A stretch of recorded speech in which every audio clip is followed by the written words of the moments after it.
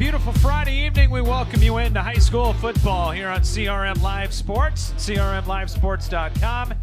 As tonight, we come your way from the brand new Marion Stadium here on the campus at Marion High School. As tonight, we close out non-district play in Class 4A as the Marion Wolves entertain the Maquoketa Cardinals. And we welcome you here to Marion Stadium. Scott Unash, Coach John Hegarty with you, as it's not only Hall of Fame night here at Marion High School, but also it is 2023 happy homecoming for the Wolves as they take their 2-1 record into play tonight, taking on the unbeaten Maquoketa Cardinals, who come in at 3-0. And John, before we get to that, got to talk about our beautiful new venue here at Marion. Great view. They've been waiting a long time to have an on-campus facility.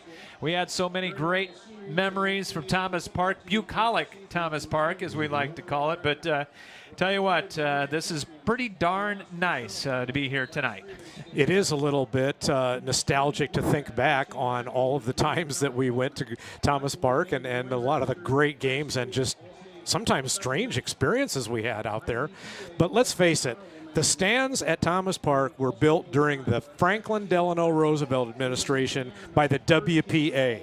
So that just puts some things in perspective. The derecho wiped out a good majority of it, and I'm so happy for the community of Marion because they have a jewel of a stadium here, Scott. And by the way, bucolic, look it off in the distance. I think bucolic came along for the ride. I think it did. I tell you what, in the about 2 or 3 weeks down the line when the trees start to turn, this thing is going to be absolutely beautiful.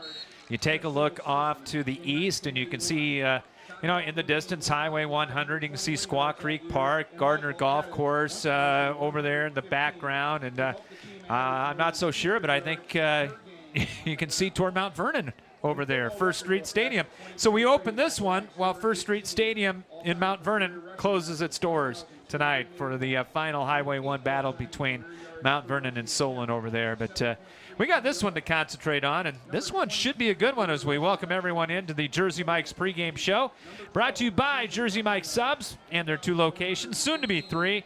They're located on the northeast side in the Fountains and on the east end of Marion at the corners of Highway 151 and 13, and coming soon to the Westdale area. Jersey Mike's Subs, a sub above. And we got a good matchup, a good Maquoketa team off to a 3-0 start, taking on a Marion team that christened the stadium last week with a win over CPU.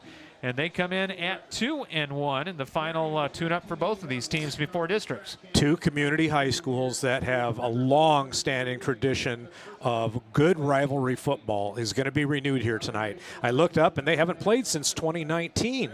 So they're going to be renewing old pleasantries, and you got a couple of very successful starts for both teams. I believe, hasn't Maquoketa dropped down a class, maybe? Yeah, they're 3A They're now. in 3A now with Marion up at 4A. But, yet that's not going to make much of a difference here because both teams their rosters are full of guys that want to come out and lay the leather to you. And, oh, yes, there's some pretty good skill players on both sides tonight. Not bad indeed. And Maquoketa has 3 wins. They defeated Anamosa to start the season on the road at Downing Field. Then defeated Clinton at home, shut out the River Kings. And then last week took care of a very good Northeast Goose Lake team. That was a rated team in their particular class. So, yeah, 3-0 on the year for a high-powered Maquoketa Cardinal offensive team. They'll run it out of a look out of the RPO here. They'll go spread.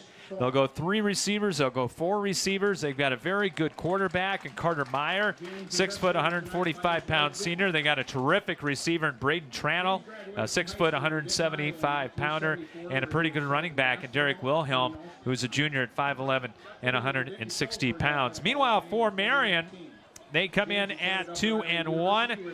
A win to start off the season, a good one down at Clear Creek, Amana, and then ran into a tough Benton community team over in Van Horn in week number 2 before beating CPU here in the lid lifter at home at Marion Stadium last week. And they've got some very good talent as well. Some very, very good athletes, all-around athletes. And you start off with guys like Trey Frank and Caleb Deers, certainly names that we've heard of as far as other sports are concerned.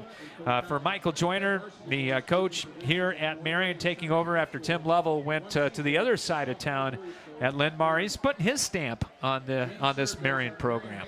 Yeah, one other one that's a real notable skilled player, big weapon for the Wolves, is Caden Griffith. And we've seen him in years past, just a real impact player. Every time he touches the ball, he's a threat to go the distance.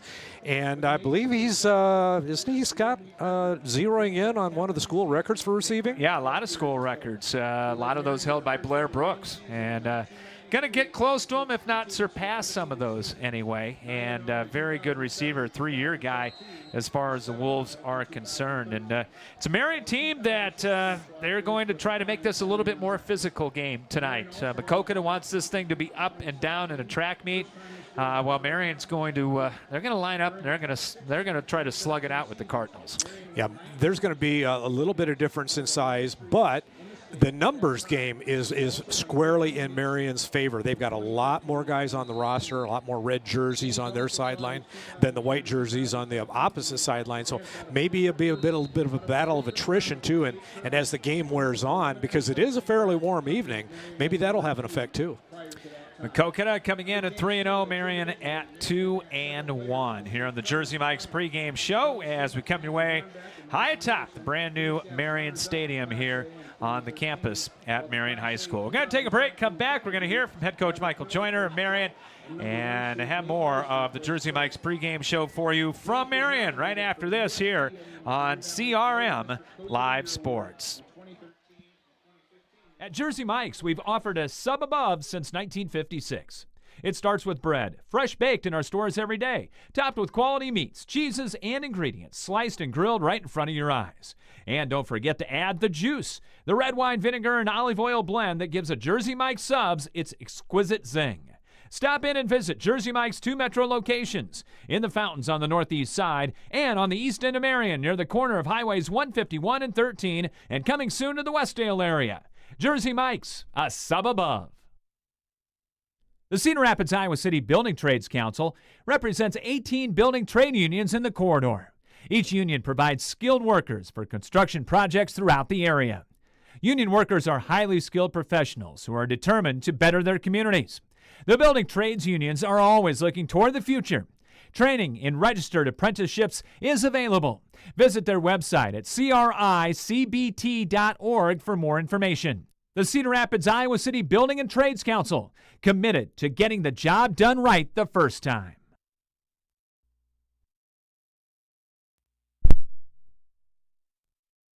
Show getting ready for Marion and Maquoketa, and Marion coach Michael Joyner joining me on the sidelines. And Coach, new digs look great, and you'd like to go 2-0 tonight on them.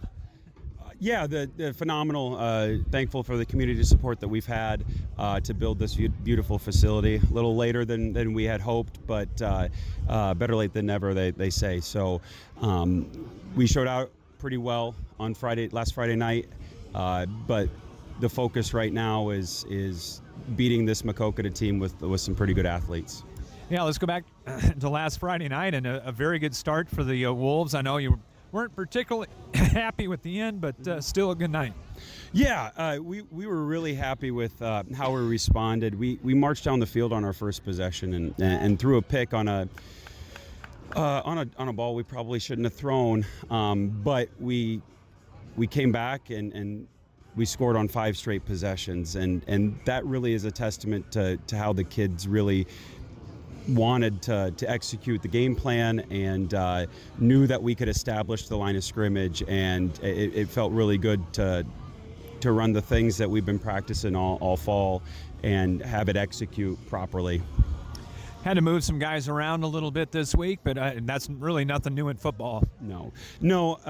Injuries, unfortunately, are a part of the game, and you have to prepare for injuries, for sicknesses, for just about anything. And what I can really tell you is that our guys have done a good job of stepping in, and they know that whoever is in there is going to try their best and do their best.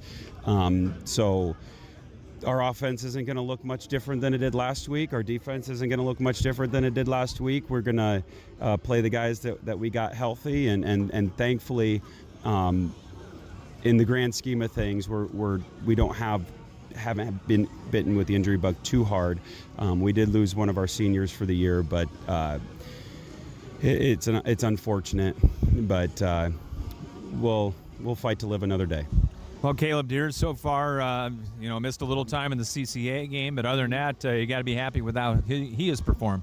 Yeah, what's great about Caleb is he's such a leader, and our Benton game did not go as well as we would have hoped, to say the least, and we were always one block away, or we were always one half a second away from having enough time to find the hole in their secondary. And in that fourth quarter, we really we saw Caleb lock it in and just say, you know what, Coach, give me the ball. I need to let out a little some frustration. So, and he's a really good runner for as big of a kid as he is. He's a good runner. He's a fast runner. We got the ball back on the 7-yard line on our fourth possession, I believe. So we were up, I think we're up 14. Yeah, we were up 14-6, and we got the ball at the 7-yard line, and we literally called just a quarterback follow, just dive follow, and 47 yards down the sideline, and we scored 2 plays later. And the kid, he just put it on his shoulders, and he's okay if we fed him 30 times a game, but I don't think I want to do that. Well, a very good test for your last non-district game against an unbeaten Maquoketa team. These two schools go way back in the annals of time, but what about this Maquoketa team? You know, they've got some athletes that we have to pay attention to.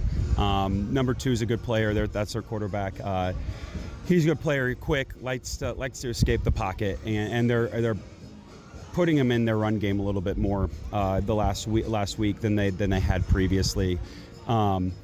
So our focus right now, our focus today is going to be containing him and keeping him in the pocket. So making sure his first read isn't there, so he has to try to escape, and then making him pay for trying to escape. Number 12 is a good player. That's their number 1 receiver. Sorry, I don't know their names, but I know their numbers because they pop off of the film. So we're just looking for our defense to execute and run our base stuff, keep contained, fly to the football, and offensively, we want to establish the line of scrimmage. We really want to come out and hammer it right at them, because they've played 3 games, but they haven't played a single snap from defending under center. So that's our goal right now, is to establish the run on offense, establish our physicality, and help our defense make some plays. All right, sounds good. And great new stadium. Thanks for having us here, and best of luck to the Wolves. Yeah, appreciate it, Scott. Thanks for coming by. Back with more after this here on CRM Live Sports.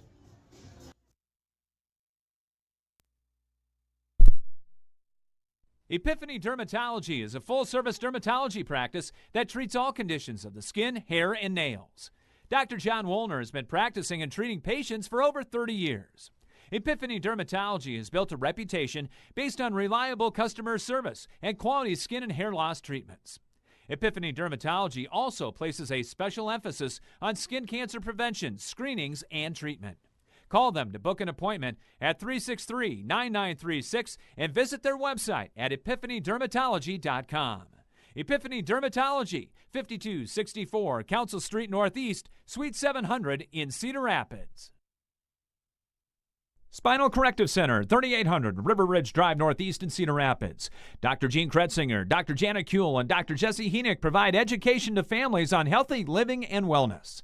If you want to reach optimum health and peak performance levels, or are suffering from injury, pain, and other health problems, the chiropractic care they provide can give you relief and stability. Spinal Corrective Center has over 50 years combined experience in chiropractic care. And athletes, let us help you perform at 100% through sports chiropractic care. Call today at 319-393-3996 to schedule an appointment, or go online at spinalcc.com. Back with you here from Marion Stadium. Scott Unash, John Hegarty with you on the Jersey Mike's pregame show. Our thanks to head coach Michael Joyner for his comments to us before the ball game gets started here. Mentioned it's homecoming 2023, and also 6 new members of the Marion High School Athletic Hall of Fame going in. And I think the class of 1963 is here tonight as well, John, to enjoy the new stadium. Yes, and the band is also getting ready to come down the track, and we'll be playing the national anthem very shortly. So very festive here tonight. Everybody wearing their gold and red, very proud of their team, proud of their new stadium. And it's a gorgeous night, Scott. What do you call this? Chamber of Commerce weather, I believe? This is Chamber of Commerce weather, indeed. In fact, let's give you a little bit of a weather rundown as we have it here at Marion Stadium tonight. Taking a look at current conditions, 74 degrees, and not too bad as far as high school football or football in general is concerned. Could see a stray shower, maybe. I don't think that's probably going to happen. Southwest wind right now at about 5 miles per hour. So you couldn't get much better conditions than we have here tonight at Marion Stadium. You heard from Coach Joyner, John, and let's go over some of the keys to our game tonight. They're brought to you by the Cedar Rapids Iowa City Building Trades Council, representing 18 building trade unions in the corridor. Apprenticeships, they are available, and you can find out more by going to cricbt.org. And thanks to Mike Sadler and everybody at the Cedar Rapids Iowa City Building Trades Council for helping us out here as one of our great sponsors on CRM Live Sports. What are you looking at tonight? Yeah, in terms of securing a win tonight for the Marion Wolves, what they need to do, I've got down 3 bullets here. The first 2 offensive, and the third one is defensive. Offensively, they need to establish their ground game early. They've had a little slow start this season to their ground game, so they want to get that going right away tonight and pick up where they left off last week when they finally came uncorked rushing the ball. Secondly, on offense, they got to find a way to get the ball into the hands of their 2 big playmakers. Number 1, Trey Frank, and number 84, Caden Griffith. Those 2 guys are game changers. Either one of them can go the distance of the field if they're out in space and get the ball one-on-one.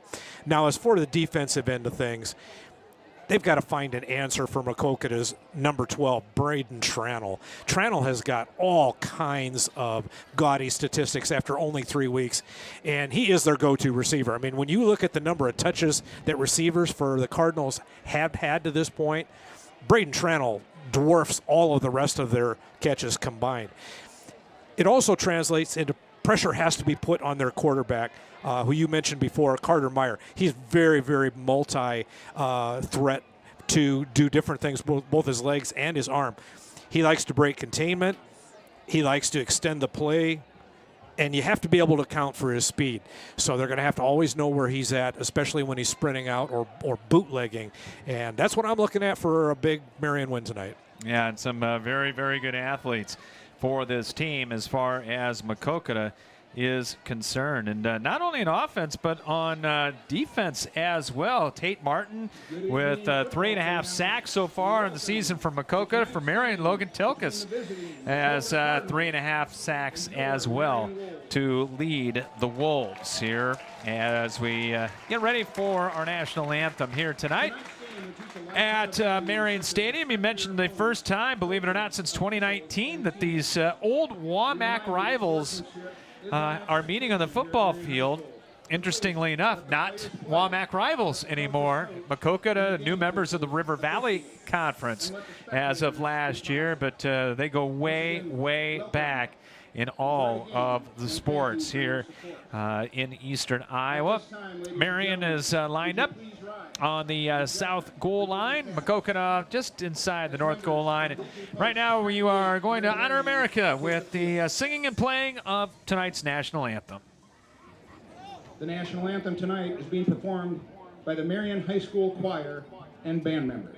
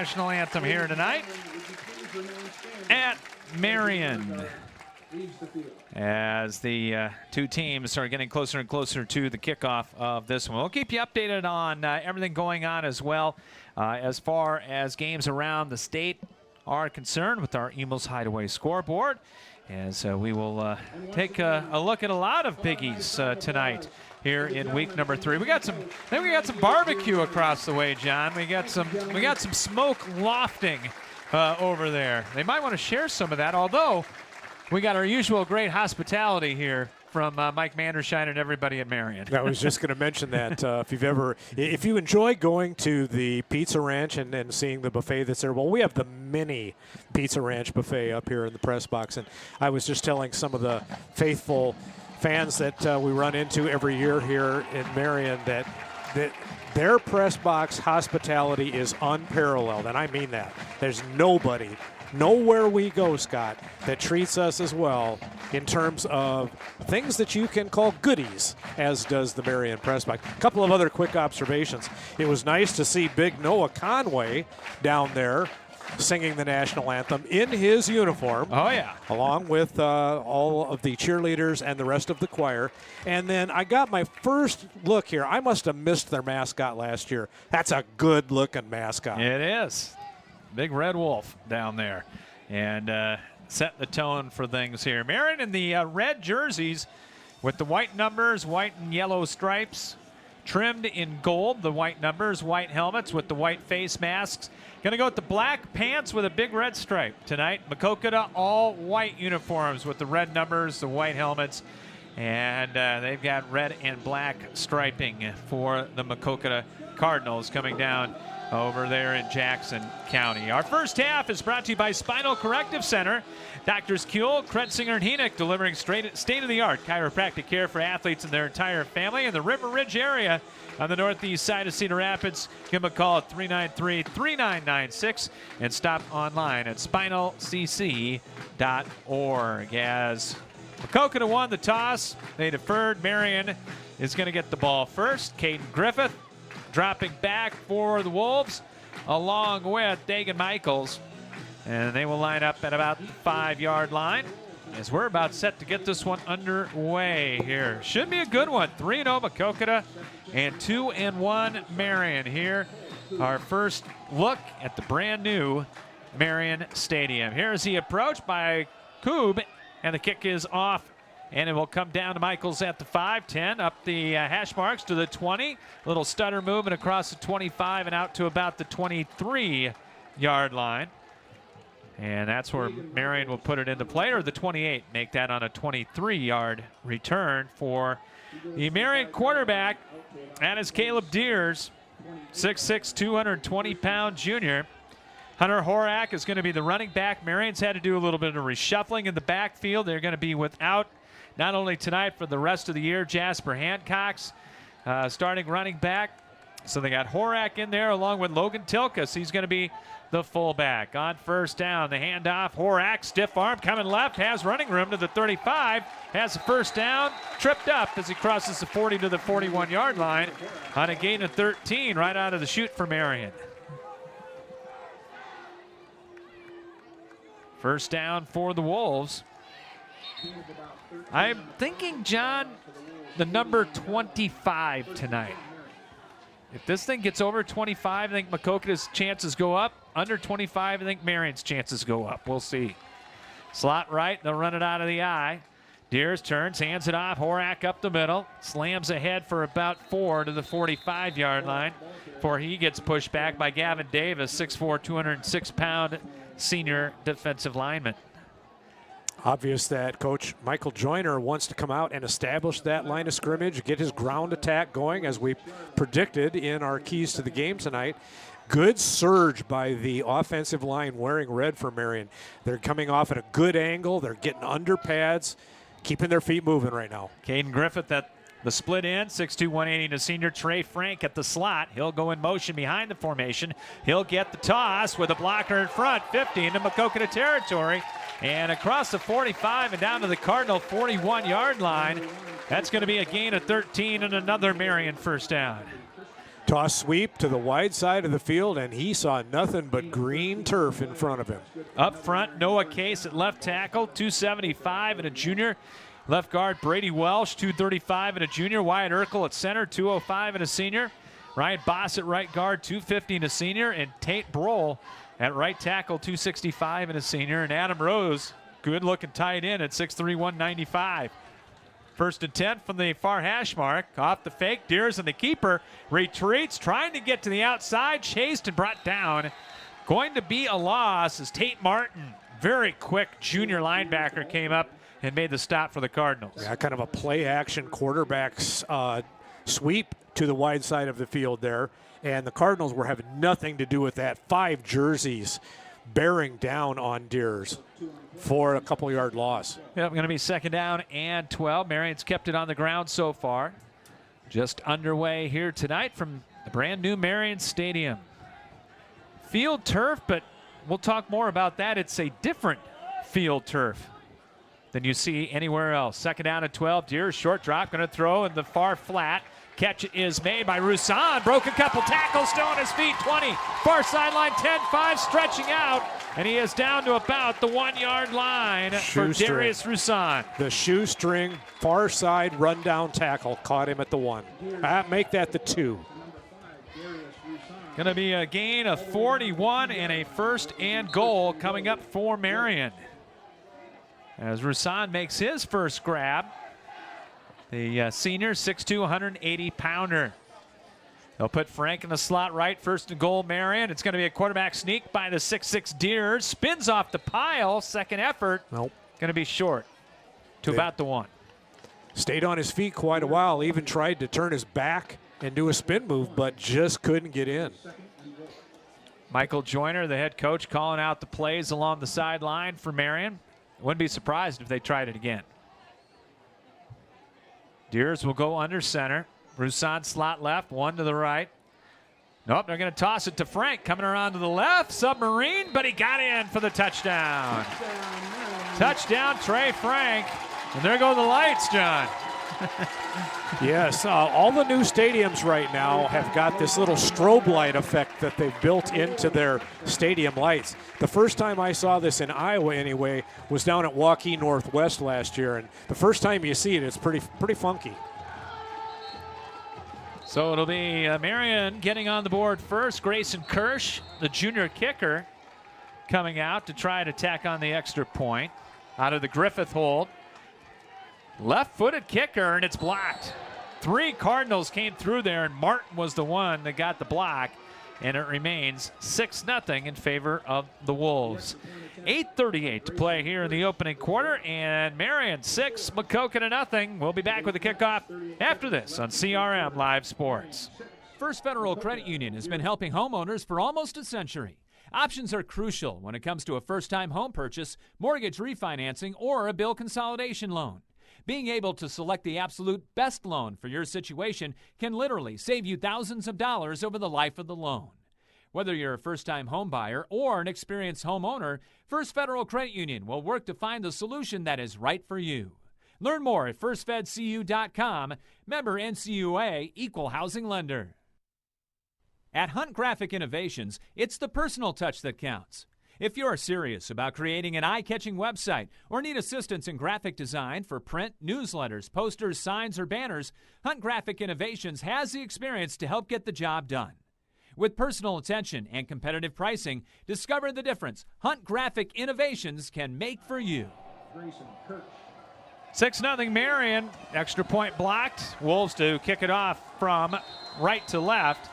They will defend the south goal here at Marion Stadium, as it will be the line drive kick, and forget about it. Wow. And that's into the wind, Scott. Kirsch nailed it. He almost put that one on the end line, and that was into the slight wind that we have. So it'll be first and 10 for Maquoketa. 3-0 on the season, as we mentioned. They got a pretty beefy offensive line as well. They've got Aiden Jerstad at center, 205, but you got Maximo Kwan at left guard, 270. Jackson Van Kuren at right tackle, 240. Right guard Sam Knotts, he is at 230. And the left tackle Tyler Clemmy a 200-pounder. They'll run it out of the spread. Trip receivers to the right, one to the left. Shotgun snap, and they straight ahead handoff, and a gaping hole across the 35-yard line for Spencer Martin, the backup running back. Gets the start tonight and takes it for 17 and a Cardinal first down. Now, this is one of the things that always scares defensive coordinator Scott, is when you see trips to the wide side of the field, a split on the short side of the field, and then the line gaps are huge. And that makes it tough to defend between the tackles when you've only got 4 defensive linemen. Spencer Martin will get the assignment starting at tailback. Carter Meyer, the quarterback. He'll get the snap, and again, same play, handoff, and nothing doing this time for Martin, stacked up right at the point of attack. And coming up, Logan Tilkus to make the stop for Marion, 5'10", 195-pound linebacker, a junior. Yeah, Tilkus going to be doing some double duty tonight because he's a key cog on offense as well. And we're going to call his name a bunch. Yes, Leading tackler for Marion with 21 tackles in the year, 16 solos, and 3.5 sacks from his middle linebacker spot, or actually the strong side linebacker spot. Second down and 10, twins left, twins right, shotgun snap, Meyer to throw, rolls right, throws near sideline, coming back and make the diving catch is going to be M.J. Worthen. He's the second leading receiver for Maquoketa. Going to go to the 43-yard line, going to be a short gain of about 6, so it'll be 3rd and 4 coming up for the Cardinals. Like to spread the ball around. Their quarterback, Carter Meyer, also loves to sprint out and try and extend the play. Sometimes his guys will break off and they'll float into a free zone there. And then sometimes he'll just tuck it under and run. So that's something that the Wolves are going to really have to keep an eye on. Marion up front, 4-man defensive front. On this 3rd down and 4, shotgun snap, blitz coming. Meyer rolling to the short side, in trouble, just going to throw it along the sideline and threw it away. Tried to get it to Riley Christensen, but he was covered well by Adam Rose, and it's going to be a punting situation coming up for Maquoketa. Yeah, good pressure from that strong side linebacker there from Tilkus, who had a beat coming from behind trying to run down Maquoketa's quarterback. So it'll be coming in to punt it away, the quarterback himself, Carter Meyer, averaging 37.7 per boot. Marion will send Caden Griffith back all by his lonesome at the 28-yard line. Good snap, pressure coming, got it away, end-over-end kick. Fair catch called for and made by Griffith at the 25-yard line. It'll be a 32-yard punt and no return. 6-0 in favor of the Wolves. And Marion will have it for their second possession at the 25-yard line. Well, that first possession for Marion was like clockwork. They did a lot of inside, outside sweeping, had a couple of passes in there and a sneak to get in literally on the touchdown. So good job of diversifying his playbook right now is Michael Joyner, head coach for the Wolves. Frank will line up slot left, Roussan in the slot to the right side. One setback off the fake. Deers on the keeper, wrapped up right away. Coming in there immediately from Maquoketa, Maximo Kwan, 5'9", 270-pound two-way starter for the Cardinals. Cardinals have 4 defensive linemen, and then they're walking up their Sam strong outside linebacker there. So in essence, they've got a 5-man front with a couple of linebackers in the middle there. So that's a pretty good box situation. Maybe going to have to do a little bit of spreading of the field for the Wolves. 2nd and 11. As Frank will go in motion, he'll get the toss motion sweep, and he gets upended after a short gain of about 3. Across the 25 out to the 27-yard line. And going to be the first 3rd down attempt tonight for Marion. Nice kick out block there. And also downfield, big 76, Ryan Boss just leveled somebody wearing white. 3rd down, a little more than 8. From the right hash mark at the 27-yard line. Frank will come out to the left side. 2 receivers to the right. Horak in the backfield. Deers looking right. Now is going to scramble that way, and he's going to be forced out of bounds. Going to be a team sack that time for Maquoketa. Going to be a loss of about 4 back to the 23-yard line. Well, he had to look off his primary and his secondary receivers, and there was really nothing for him to do but try and break containment, get outside there. but good pursuit by the Cardinals pushed him out of bounds, and so we're going to see our first punt tonight. Logan Harris will come in to punt it away. Senior, 6'2", 200-pounder, averaging 35 yards a kick. And Maquoketa will have a single back at about the 42-yard line. Awaiting the snap, Harris. And now we've got a timeout. Yeah, I'm not sure they had 11 out there on the field, Scott. Timeout taken by Marion. 6:03 to play here in the first quarter. 6-0 in favor of the Wolves. Back after this here on CRM Live Sports. Laborers International Union of North America Local 43 is proud to be supporting high school sports. From individual members involved in coaching sports at many different levels to being fans, Local 43 is involved with our young people in the area. Members of Local 43 work in the construction building trades and heavy highway industries and are trained in environmental remediation as well as pipeline work. Local 43 is always seeking new members. LIUNA offers world-class training and education to start a safe career. Information is available at local43.org. Big thanks to the great folks at Local 43, LIUNA here in Cedar Rapids. And Marion, 4th down and 12 coming up for the Wolves, as Harris going to stay in there to punt it away. 6-0 lead for Marion. They took it down and scored on their first drive of the ball game. The extra point try, though, was blocked. Marion punting with what wind we have here from right to left. Low snap, dug out, got it away. A low spiral line drive kick going to be taken by DeForest at the 40. Starts right, comes back to the left, reverses field, and he's going to get about 5 to the 45-yard line. As coming in there for Marion, Ethan Hernandez will come up with the special teams tackle, number 61. Much better starting field position for Maquoketa's second drive here on their own 45. So we'll see if they're going to keep spreading the field here and trying to get that ball out into space. I would imagine that is going to be the case. 37-yard punt by Harris, and Marion late getting a man in there. Here's the inside handoff, and running left, cutting across the 50 into Marion territory is Derek Wilhelm. He's usually the starting back. They will alternate, though, for Maquoketa, and he goes for 11. And the second Cardinal first down. Second play in a row. Marion hasn't had 11 guys on the field at the snap. They had to call the timeout for the punt, and then that first play, they only had 10 defenders out there on the field. So it'll be a 1st and 10 for the Cardinals in Marion territory at the Wolves' 44-yard line. One setback. They'll send a man in motion off the fake jet sweep. Meyer taking it himself, and he's going to be chased out of bounds.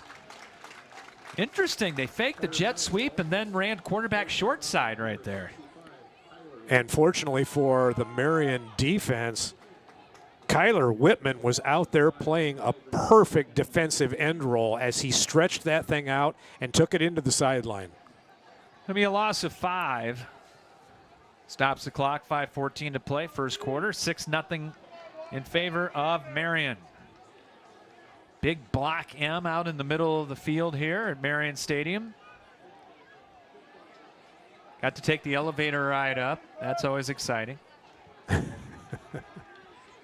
Wide side of the field to the right. Meyer rolls that way. Has time, looking to throw. Now he's going to tuck it under and run, and is chased out of bounds. And a late flag is going to come in. Second defender in for Marion's defense. Put his shoulder into him to help him out of bounds after the initial hit. Yeah, it's going to be a 15-yarder. Oh, and that's just, you can look down at Coach Michael Joyner right now, and he's pointing to his head, which is as if to say to his defense, you guys got to be smarter than that. So it'll be a 15-yard penalty and move the ball to the Marion 28. 6-0 Marion here over Maquoketa. Now the Cardinals are threatening in the red zone territory here, just at the 28. That gave them a bunch of free real estate. Twin receivers tight to each side. It will be Derek Wilhelm, the tailback. High snap, brought down. Meyer looking to throw. Rolls to the left side, going to throw back to the middle across the field, and a leaping attempt is incomplete. And it'll be second down. I tell you what, Meyer and Maquoketa broke every rule of passing in a scramble situation and got away with it. He was running for his life to his left, and for a right-handed quarterback to try and get his body turned and then throw that all the way back across field to his right, yeah, that's not going to look good when the big guy in the sky don't lie about it. Second down and 10. Got away with it, though. Marion up front, that defensive line. Rompot, Case, Brohl up there for the Wolves. Second and 10. They'll keep it on the ground. Sweep. Wilhelm cuts it back to the middle of the field, gets across the 25 and down to the Marion 24-yard line. Trey Frank, Caden Griffith, and Tilkus also in there for the Wolves. Hole there initially, but it closed up very quickly as soon as he got across the line of scrimmage. So a third down and about 6 coming up for Maquoketa. 4:27, clock running first quarter, 6-0 Marion. Still 20 on the play clock. As play taking time to get in here from the sideline on the far side. 2 receivers, make it 3 to the left and 1 to the right. Leading receiver, Tranel, has been quiet so far. Shotgun snap, blitz coming. They're going to try the receiver screen. There's Tranel, and Caden Griffith wraps him up right away. Going to be a loss of about 2 on the play.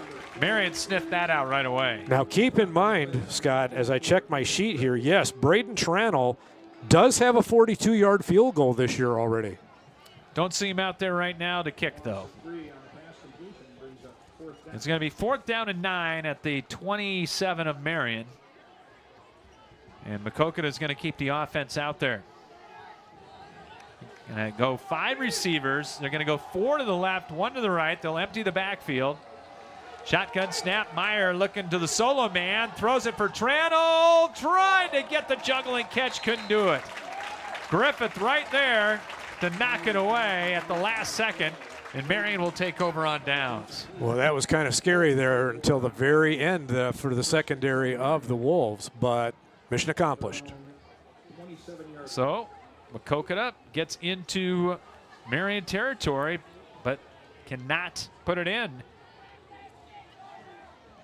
And the Wolves will take over. 6-0 in favor of Marion, scoring in their first drive of the ball game. 1st and 10, Marion at their own 27-yard line. Horak, the lone setback. They'll send Frank in motion to the right, and they'll give it on the end around to Roussan. And nice stiff arm, 30, 35, 40. He's into Maquoketa territory and taken out by Riley Christensen all the way down to the Cardinal 42. Nice little inside counter there, and that's the way that you beat the hard-charging, full-flow reading defense that Maquoketa has right now. So just a slight bit of trickeration there working for the Wolves, and they are in Cardinal territory. All the way down to the 42 on a 31-yard Darius Roussan run. He's been the big star so far. There is the toss, same play, this time to Frank on the other side, and he'll turn it up for about a yard. And that is it. Couple Cardinals converge on the stop. Jackson Van Kuren and Sawyer Birkin on the stop. Trey Franks had success on that sweep a couple of times already in early goings here, but the Maquoketa defense is doing a much better job of containment and setting the edge out there now on that sweep. Frank literally got the ball pitched back to him, and he had to cut it right upfield immediately. 2nd down and 9. Ball right in the middle of the field for Marion. Wolves up 6-0. Frank going to line up in the slot left. They'll run it out of the eye. Short drop. Deers guns the right side and throw it behind Caden Griffith, incomplete. Only the 2nd pass attempt in the ball game for Deers and Marion. And Deers has a strong arm. He can lay that thing on a rope. 3rd and long coming up for the Wolves. That was just a bullet downfield. Unfortunately, a little behind his receiver. If he had led him a little more, gorgeous pass. It's not used to seeing Marion on turf. It's going to take a while to get used to. After all those years at Thomas Park. 3rd down and 9. They'll run it. Here's Frank. Blockers in front. Turns it up. Has a first down. They went just power on that right side, John.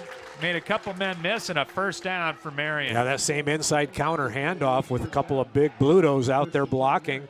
And right now, the defense for Maquoketa is just reading full flow and heading towards it, and the counter doing the job for the offense of the Wolves.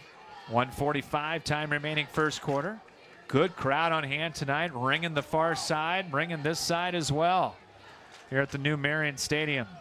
First down from the 29. Deers to throw. Going to throw deep left side. Going for Griffith. Comes back. Makes the catch. Has it for the touchdown. And the lights go flickering again as Marion leads at 12-0. Is that a 19-yard strike? Nice little fade pass into the northwest corner of the new Marion Stadium.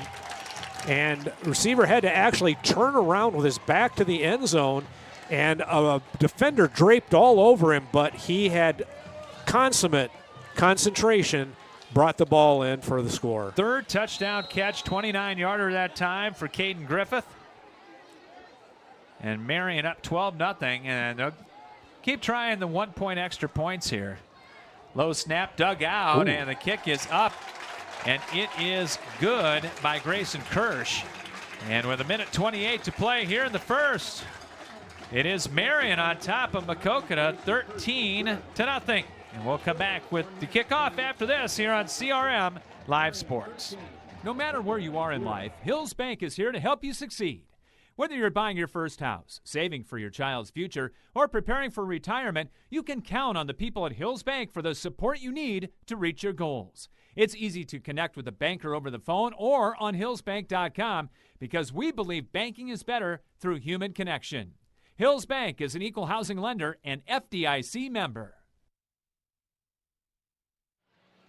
Back with you here at Marion Stadium. Scott Unash, John Haggerty with you. An early stunner on the Emils Hideaway out-of-town scoreboard. A couple of schools that don't like each other very well in football, They Scott. do not, and everyone was kind of giving this one away a little early. It is early, but Pella 10-0 over Xavier right now. Down in Tulip Country. Here's the kick, and this one's going to go into the... No, it's not. It's staying. And it finally goes into the end zone. Oh, my gosh. The returner gave up on it, and that thing bit like a wedge at about the 2. Almost rolled dead at the 1, but it did go across the goal line. At the last second, it just lateraled at about the half-yard line, and it looked like it was going to die there. No one from Maquoketa anywhere near able to pick that up had it died there. But it is a touchback. And it will be first down Cardinals at the 20-yard line. Down 13-0 here. The freshman game won by Marion tonight, 32-13 over Maquoketa. Slot to the right side, shotgun off the fake toss. Here comes Meyer cutting it against the grain with a couple flags down. Meyer's going to get about a yard before he was brought down by Noah Case. I think we're going to have a hold on Maquoketa. And that's the case. Yeah, Carter had to go back into the teeth of the defense there because that sprint out that he's been doing, Scott, they're starting to get a read on that for the defensive of the Wolves is, and so they're starting to set that edge out there and not letting him sprint out all the way to the sideline. Looks like Marion's going to accept the penalty. First one of the evening. As Maquoketa gets the holding call. Great to have you with us tonight on CRMLiveSports.com. Scott Unash, John Haggerty with you. Our man Jeff Johnson to the right of the Cedar Rapids Gazette. And the new booth here at Marion Stadium. Trip receivers out to the right. It's come up on a minute to play here in quarter number 1 with Marion on top, 13-0. Shotgun snap and inside handoff to Martin. And Spencer Martin will take it for a short gain to about the 15 as Couple of Wolves converge right there. Tate Broll on the stop. You can just see the growth very quickly here for the defense of Marion as they're starting to really get a good feel for what the spread offense of Maquoketa is trying to do, both inside and outside. Could be the final play of the quarter coming up. It is second down and long. One setback and off the fake. Meyer on the counter coming left. 15 trying to put a move on. Didn't get away from Trey Frank. Brought him down on a nice solo tackle over on the far sideline. And that will probably take us to the end of the first quarter here from Marion Stadium. 13-0. The Wolves on top after one. Back with quarter number 2 after this here on CRM Live Sports. Centrally located in downtown Cedar Rapids, Hard Drive Elite is not your traditional fitness center. While other gyms offer one-size-fits-all solutions, HD Elite specializes in crafting individual workouts based on your specific needs. You'll receive one-on-one attention from an experienced trainer who both designs and provides game-changing service to the area's top youth level and college athletes. No matter what your age, when seeking help with your personal fitness goals, contact the professionals at Hard Drive Elite today. Your search for healthy, fast casual in the downtown is over. Whether it's a quick bite you're looking for or a freshly made smoothie, NutriSport and Smoothie has expanded healthy eating in downtown Cedar Rapids. Business professionals, as well as gym goers, are singing the praises of their freshly made wraps and breakfast bowls, while the smoothie lover can choose from a variety of nutritious fruit and protein options, including your choice of adding the newest frontline supplements. For a fast, healthy, and convenient downtown option, look no further than NutriSport and Smoothie. They're pumping it up here at Marion Stadium as we get ready to start quarter number 2. Why not? 13-0 in favor of the Wolves. We'll get you the first quarter numbers, unofficial numbers here as we have them. As we start the second quarter with a 3rd and long for Maquoketa, now going from right to left. One setback, 4 receivers, 2 left, 2 right. And they'll send Tranel in motion. High snap brought down one-handed, setting up the middle screen, and it was busted up immediately and incomplete. There's been a couple high snaps for Maquoketa, and it's kind of messed up their timing. It has, but fortunately, quarterback Carter Meyer, he's kind of unflappable back there, and he's really handled it with aplomb. That particular time, the credit goes to the interior of the Wolves defense. They saw exactly what was coming in that middle screen. 143 yards for Marion in the first quarter to 41 for Maquoketa. Here is a low end-over-end kick, and they're going to kick it away from Griffith. Going to get a Cardinal bounce across the 50 and out at the 49-yard line. 36 yards on that punt by Meyer. And great field position again for Marion as the Wolves will have it at the 49-yard line, their own 49. This will be the 4th offensive possession for Marion tonight. The first and the third possessions yielded touchdowns. The second one was a punt after a 3-and-out. So they'd like to see if they can get back in that end zone here on that 4th touch. Griffith out to the right side. Frank will line up in the slot to the left. They'll run it out of the eye on first down, long count, and the give to Horak. Off tackle left, just following the blockers. Gets across the Maquoketa 45 and down to the Cardinal 43 for a gain of 8. Old-fashioned ISO there, Scott. Fullback leading the way, trying to isolate his block on one of the linebackers, and that's just the way you draw it up right there. Haven't seen trap yet tonight, though. No, and it'd be the first game this year that we haven't, which has been tickling me each week. It's still coming, trust me. Second down and 2. Again, same formation. Deere's looking to change the play now, and he'll hand it off. Horak kicks it up to the left. He's got a first down and more. Twists his way across the 35 and down to the Maquoketa 33-yard line for 10 more. And another Marion first down. Yeah, and if you hear our crowd mic sound a little bit like the howling sound, that is, of course, the very happy press box who is trying to get the fans fired up with the old wolf howl. We've heard it a lot tonight. And Marion fans say, let's keep hearing it. First down from the 33, wide side of the field to the right, and they'll toss it that way to Horak to the 30-yard line, lowers the shoulder, gets about 2, maybe 3 more down to the 27. Tripped up in there by Spencer Martin. A lot of guys going both ways for Maquoketa tonight. Yeah, that's going to take a toll, attrition, as the game wears on. But that was a great block in the lead there by Logan Tilkus, who just slobber knocked one of the outside linebackers for Maquoketa. Tate Brohl also blocking very, very well up front. Second down and 4. Frank starts in motion. They'll toss it to him to the left side. Got a good kick out block. Now cuts it back at the 25, and it's going to be about a yard shy of the first down. It's going to take it for about 2. Was it me, Scott, or did Frank look like he was maybe had designs on throwing a pass on a halfback option down there? I think you're going to see it before the night's I done. think Caden Griffith has had eyes going to the end zone there, and I think you're going to probably see that's being set up here for deployment maybe later on in the game if needed. And we got an injured Cardinal defender down We have an official timeout. at about the 20-yard line. And they will attend to him. Gives us a chance to take a look at some scores on the Emils Hideaway out-of-town scoreboard, brought to you by Emils Hideaway, 1st Avenue Southeast in Cedar Rapids. Undefeated Dubuque Hempstead down 20-0 to Muscatine right now. How about that?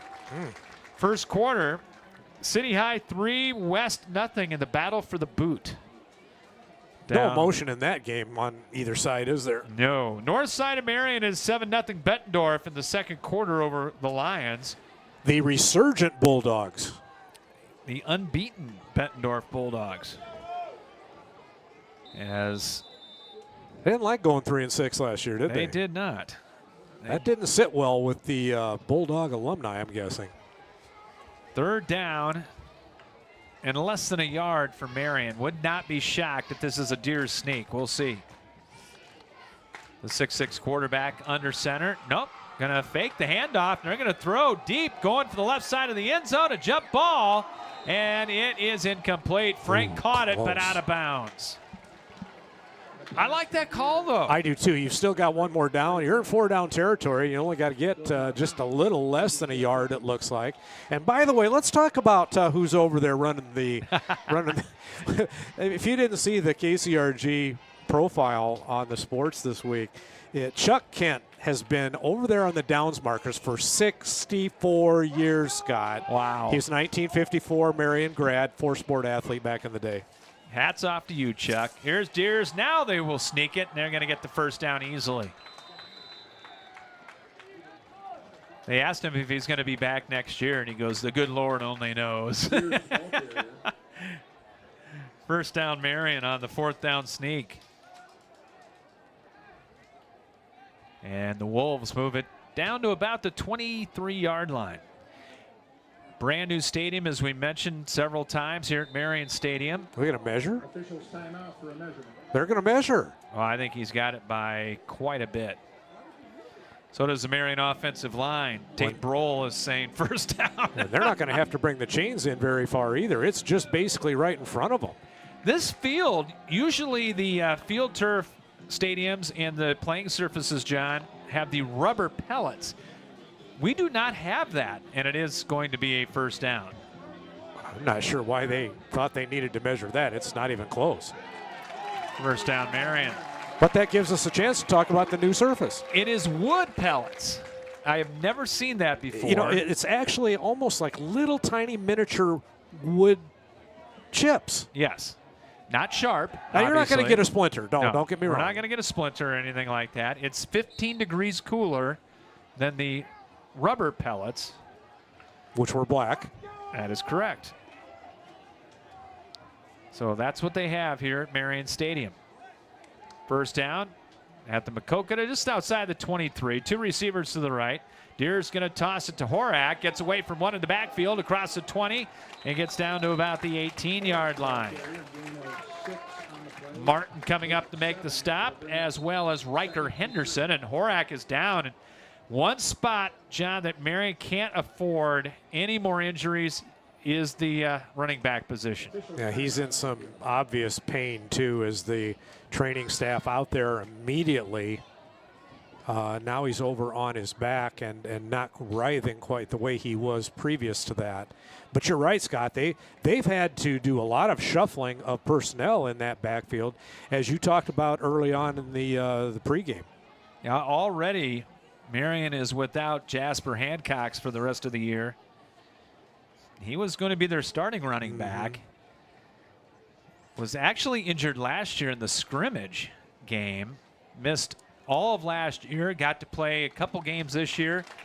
And that was it. And Horak is limping on that right leg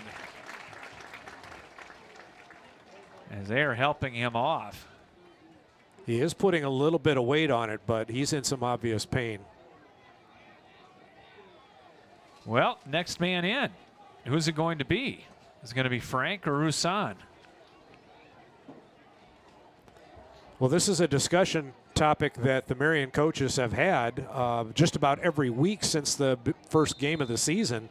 And so I'm sure that in practice they've been rotating a lot of guys around, and they're probably not going to miss too much of a beat, but we hope that we can see Hunter Horak back in there soon. It's going to be Logan Tilkus.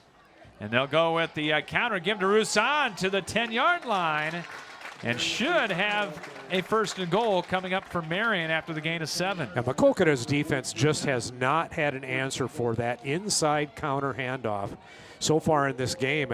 And you're going to see Michael Joyner, the head coach of Marion, keep going to that every time he needs a play until the defense of the Cardinals shows that they can see what's coming. It'll be a first and goal right at the 10-yard line for the Wolves. Slot right and left. Tilkus the setback, and he'll get it. Hit and wrapped up right at the line of scrimmage. Maximo Kwan again on the stop. It's going to be a loss of a couple. Yeah, good penetration there by the Cardinal defense. That would never had a chance as it was met almost immediately after the handoff. 13-0 Marion. Clock running, 7:49 to play first half. We'll have the stats. We'll have scores coming up at the break on the Bim Ritter Sportswear halftime show for you here on CRM Live Sports. Second and goal to 12. From the near side hash mark, they'll toss it to Roussan. This time met in the backfield and brought down Sam Thinnis. First one to get a paw on him. And then Riley Christensen came up to make the final stop at the 11-yard line. How many times has Marion run toss sweep tonight? And Maquoketa has just got it. They've got it figured out now. They have somebody, whether it's a defensive end or an outside linebacker, coming in and setting that edge on every play. So that's one of those plays that they have figured out that the Wolves have been running. Third and goal for the Wolves. Roussan in the slot right. Tilkus the lone setback. Deers to throw. Off the back foot. Throws right side of the end zone and overshot Griffith. Incomplete. Tried to get it on that deep slant. Christensen over there defending for Maquoketa. And here comes the field goal attempt. Yeah, I think this is going to be, if they convert it, this would be the first successful field goal of the season for Marion. 28-yard attempt coming up for Grayson Kirsch. We know he has the leg. And first two extra point attempts, Maquoketa blocked one, should have probably blocked the other one. Going to be actually a 29-yard attempt out of the hold of Griffith, right in the middle of the field. Good snap, and we've got a penalty flag. Ooh, that wasn't going to make it. And a false start on Marion. He went through with the kick, and it was not anywhere near high enough, or the trajectory off to the right. It was a liner. We'll try it again. This time it will be back 5, so it's going to be a 34-yard attempt. Again, right in smack dab in the middle of the field. Not a big crowd on this field. Very small one. Kirsch, the left-footed kicker. Here it is, and it's blocked again. And that's a live ball. Yes, it is. Maquoketa's got it. Far sideline. The returner is going to be hit and brought out of bounds by Griffith. The field goal attempt by Kirsch was blocked. That is two blocks, and one should have been a block. Man, they got to get that PAT and field goal blocking figured out because it's just sieve-like right now. And while PAT is an untimed down and cannot be advanced, a field goal is a whole different matter. And that ball caromed right up in the air to Maquoketa, and a nice return gives them some decent starting field position. Yeah, 37-yard line is where the officials will say he stepped out of bounds. Maquoketa takes over, 1st and 10. And so Marion comes up empty after holding it for 4 minutes and 8 seconds. First down for the Cardinals, down 13-0. They'll have it at the 37-yard line. Trips to the left, one receiver to the right side. High shotgun snap and the handoff and bobbling it. And then getting taken down right away was Derek Wilhelm. Almost lost that ball. And a couple of Marion players involved in that one. Clayton Rompot and Ethan Holm, a senior and a junior, combining on the stop. Yeah, Holm almost literally met that with a tackle as the ball was being handed off. Linebackers love that. Well, Michael Joyner talked about physicality, and right now Marion is winning that in a big way. Shotgun snap back to Meyer under pressure, steps up in the pocket, now rolls to the near side, throws in the run, and threw it in a crowd, and it's incomplete. Tried to get it to Riley Christensen, and Adam Rose was the nearest Marion player to knock it down. That is only 2 of 7 so far for Carter Meyer. Yeah, and as we've said, Meyer, the quarterback for Maquoketa, loves to sprint out to his right and throw on the run. But being a right-handed quarterback, that's an easier pass to make than when you're trying to roll out or sprint out, especially to your left, which is what the case at that time, and just triple coverage downfield. So he had to basically throw that away. So it'll be 3rd down and a bunch. Maquoketa 0 for 3 on 3rd down tries. Shotgun, one-handed. Meyer going to throw the middle of the field. Christensen had it, and now had it knocked away incomplete. As making the play, Coda Johnson for Marion. The nickelback coming in for the Wolves.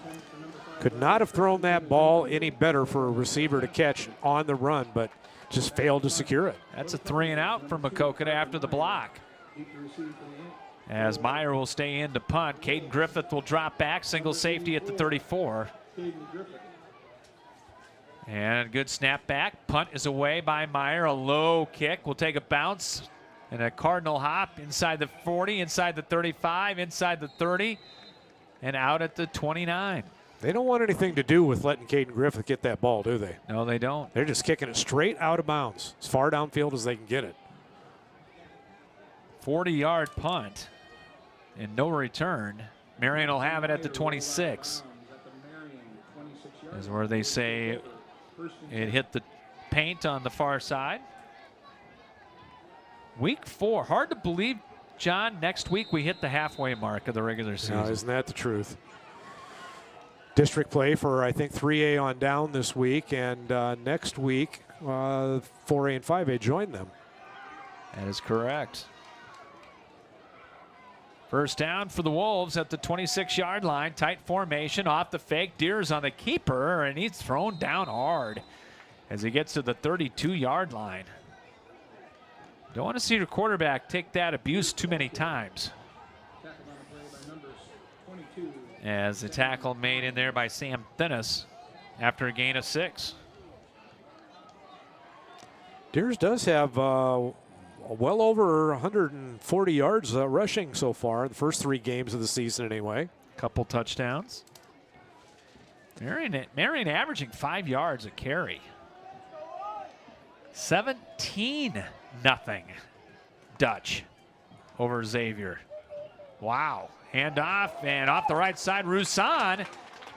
legs keep churning, and he gets across the 40, 45, into the 46-yard line. Boy, when Roussan gets that ball, he knows how to find just even a little sliver of a gap, and he knows how to turn on the jets. He's just got a burst of speed that goes past everybody.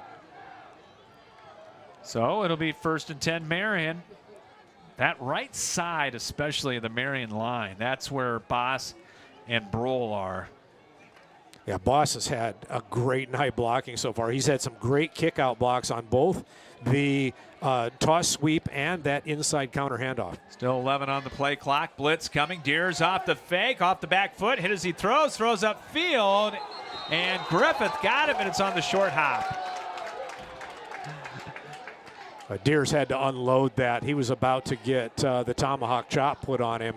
So he just basically threw it up down the sideline there.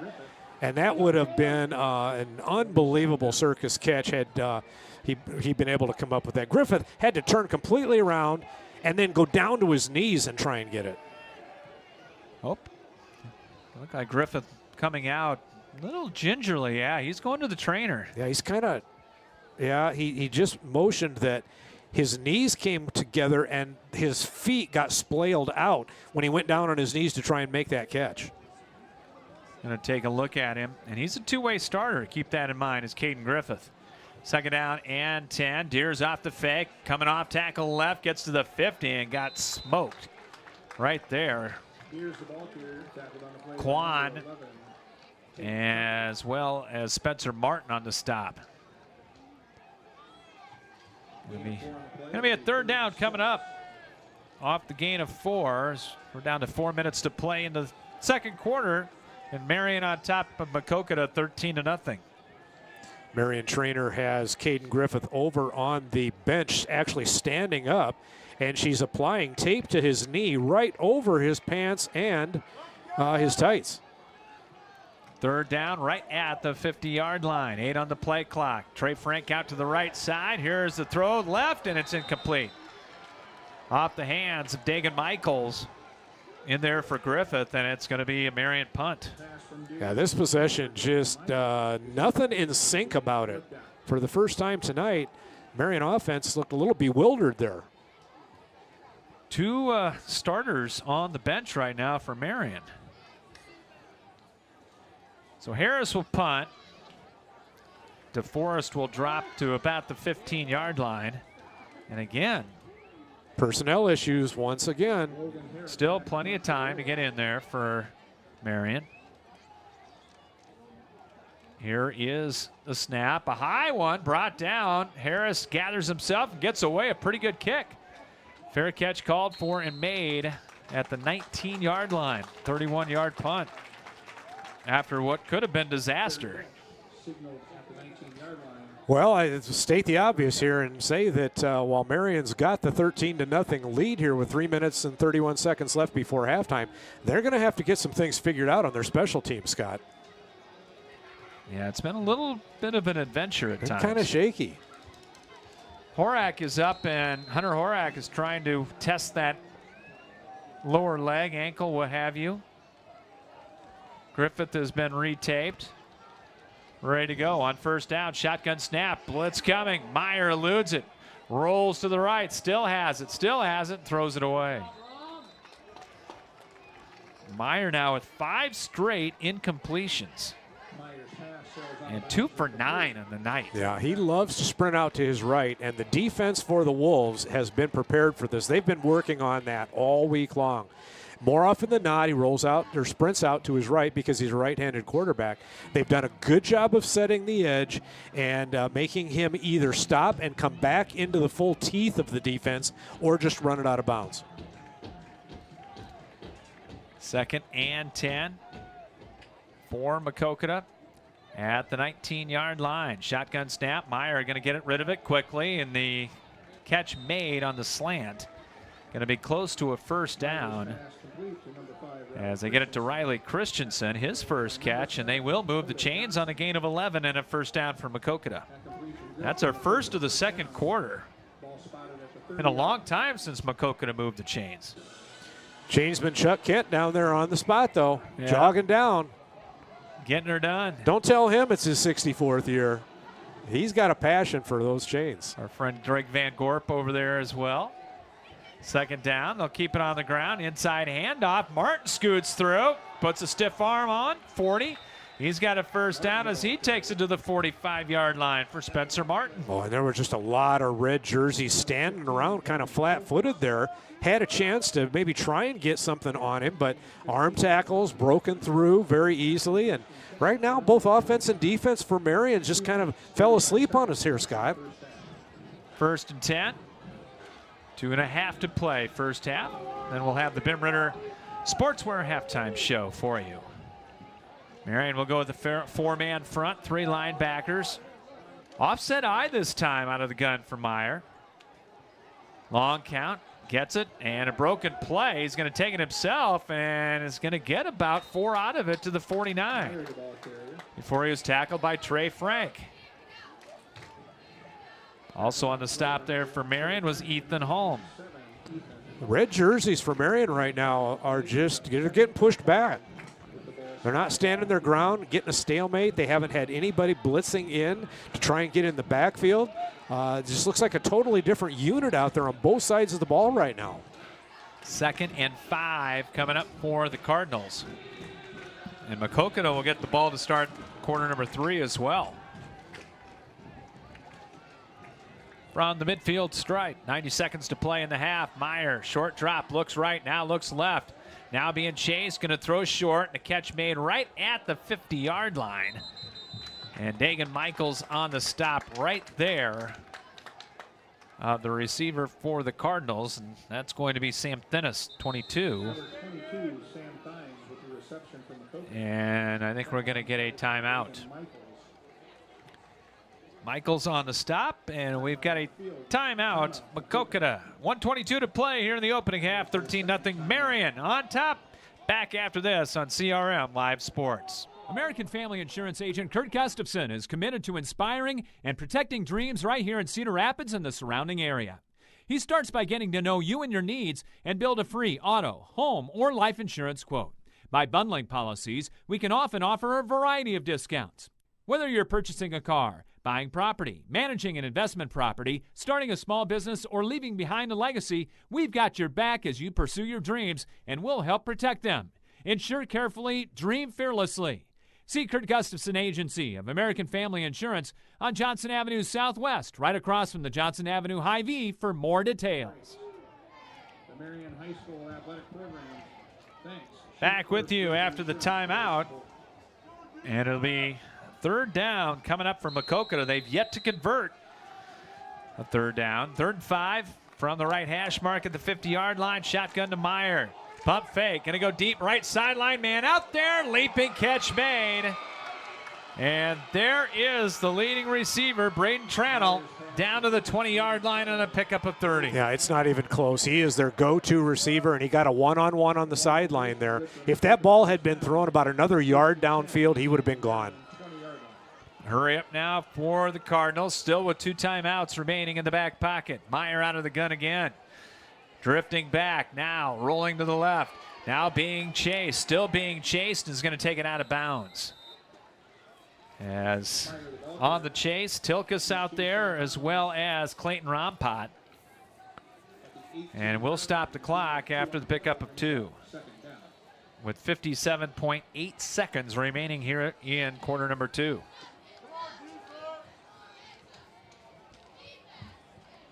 As now, right now, Marion looks a little bit winded. Both the last offensive possession and this defensive possession, they've been on their heels, and all that emotion and on the balls of their feet that they played with up to that point has just kind of disappeared right now. Whitman, Brohl, along with Holm and Rompot up front, and now we've got a whistle and a timeout.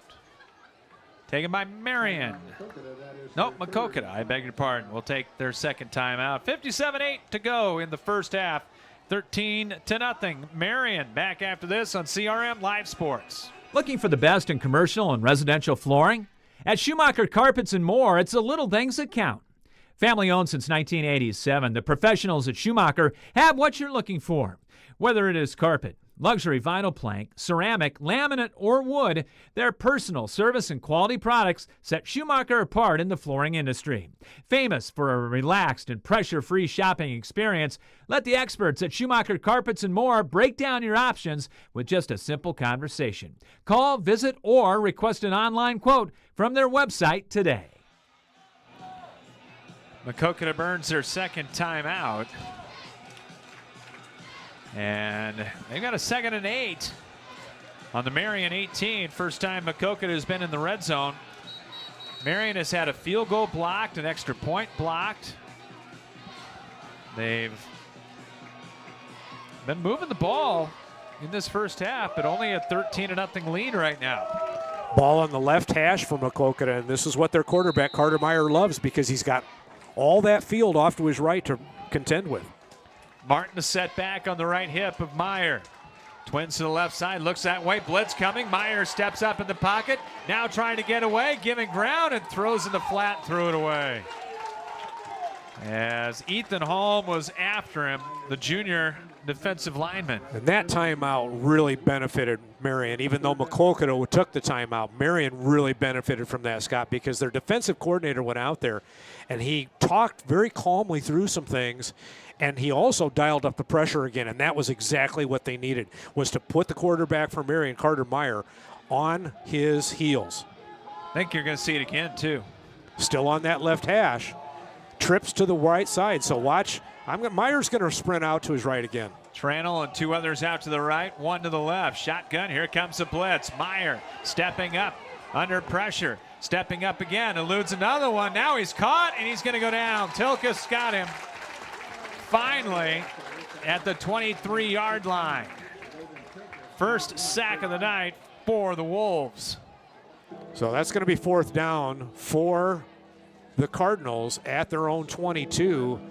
This would be a tough. Their kicker has gone 42 yards already this year. Now they have that timeouts remaining. Yeah, they're going to take it too. And they're going to take this clock all the way down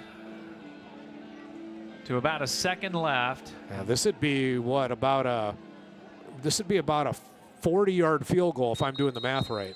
There's the timeout taken by the Cardinals. So that is it. Yeah, it's going to be about a 40-yarder. Which is doable for them. They've done it. Yeah, with what wind we have, but it is pretty much subsided now. Yeah, very calm out there. And, yeah, both these kickers have good legs. I don't know. This is where the coach has to just judge the feel of his team. And, you know, is his special teams unit going to come through for him? I don't know. To get a first down, they'd have to go all the way down to the 10-yard line. And the last couple of plays, they don't have the momentum that they did a couple of minutes ago. Let's just put it that way. No. I almost think they kicked the field goal, Scott. I think you try to get points. Yeah, I think you want to get something on the board here, even if it's 3. 13-0 right now. The Wolves are ahead. So we'll see as they come out. They break their huddle, and they're coming back. And I see a T. Cole Koob is a sophomore. And it will be just inside the 30. It's going to be officially a 39-yard attempt out of Riley Christensen's hold. And now Marion's going to burn a timeout as well. Make him think about it. Timeout, Marion. Absolutely. Wolves with 1 remaining. I know in college you can't take back-to-back timeouts. I'm not sure about the high school game. Next week, halfway mark, week number 5. And we hit the halfway mark the way we started the season, John. We go out to John Wall next week. Prairie's got a tough one again next week. Got a tough one tonight. They got tough. That's a tough schedule. That No Prairie one is has. playing a tougher schedule in the state than the Prairie Hawks.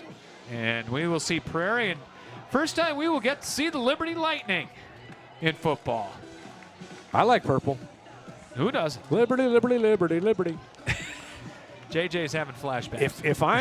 If my stat sheet is right, this is not the kicker that had the 42-yarder. That was Tranel. Yes, this is the sophomore Koob. So a kicking change for Maquoketa. He's going to... And keep in mind, if you're Marion defense, that this was a live ball if it's blocked. Or it doesn't get into the end zone. 39-yard attempt from the near side hash mark. No wind. Here's a high snap, and it's a fake. Christensen's going to roll to the right side. In trouble. Going to throw it up for grabs along the sideline with a flag down at about the 17. Might be a lineman downfield. And I think that's what the officials are saying.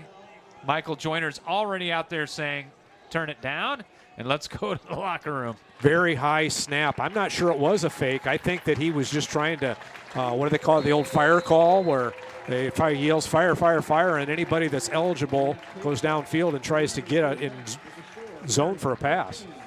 Yeah, I'm not sure. I mean, it was a high snap, and I'm almost thinking that was going to be a fake the entire way. So we are at halftime, 13-0 in favor of the Marion Wolves over the Maquoketa Cardinals. And we'll take a break, come back with the Bim Ritter Sportswear halftime show for you when we come back to Marion Stadium after this here on CRM Live Sports. Carpenters Local 308 in Cedar Rapids is a member of the North Central States Regional Council of Carpenters, representing nearly 27,000 members and their families in the upper Midwest. The union is dedicated to protecting and elevating the economic and social conditions of all workers and to provide our industry with the best trained, most productive, and safest workforce available. Carpenters Local 308 is always looking for new workers to join their ranks. Apprenticeship classes and training are available for you to become a skilled worker for your career. More information on Carpenters Local 308 is available at carpenterslocal308.org. End your search for your favorite restaurant in Cedar Rapids. Come to Emil's Hideaway. Emil's is the home for the best tasting American food around. Choose from your favorites: chicken, pasta dishes, pizzas, burgers, and fries. Whether you're bringing the whole family for a meal or wetting your whistle at our fully stocked bar, there's something to satisfy all ages and tastes at our classic American local restaurant. Need catering for your next party or event? Emil's has that too. Call them for details. Emil's Hideaway, open Monday through Saturday at 4 p.m., is right next to Home Depot and across from Lyndale Mall on 1st Avenue Southeast in Cedar Rapids. Bim Ritter Sportswear in Cedar Rapids is your complete apparel and headwear provider. Bim Ritter is your one-stop store for screen print and embroidery for polos, t-shirts, hats, and more for any age from newborn to adults. Need screen printing or embroidery for your company or a special event? Bim Ritter is the answer, as they work with local teams, clubs, organizations, and businesses from startup to finish to provide the look that you need with exceptional turnaround time. Bim Ritter is also the local apparel supplier for the Cedar Rapids Colonels and Rough Riders. Bim Ritter Sportswear, 817 2nd Avenue Southeast in Cedar Rapids. Call them at 364-3479 and visit them online at bimritter.com. Homecoming King and Queen presented to the homecoming crowd here tonight at Marion Stadium. First homecoming at Marion Stadium here after many, many years at Thomas Park. Halftime, 13-0. The home team on top, the Marion Wolves over the Maquoketa Cardinals. Scott Unash, John Hegarty with you here at the break. And Marion got off to a tremendous start. 13 points in the first quarter, and then Maquoketa's defense picked it up a little bit. And Cardinals had a couple of opportunities, could not score. Marion had a couple of opportunities and could not score, and that's where we are at halftime. Yeah, the second quarter, kind of a stalemate between the two teams, as it was 13-0 at the end of the first. So the good news for Marion right now is that they held and kept the points off the board.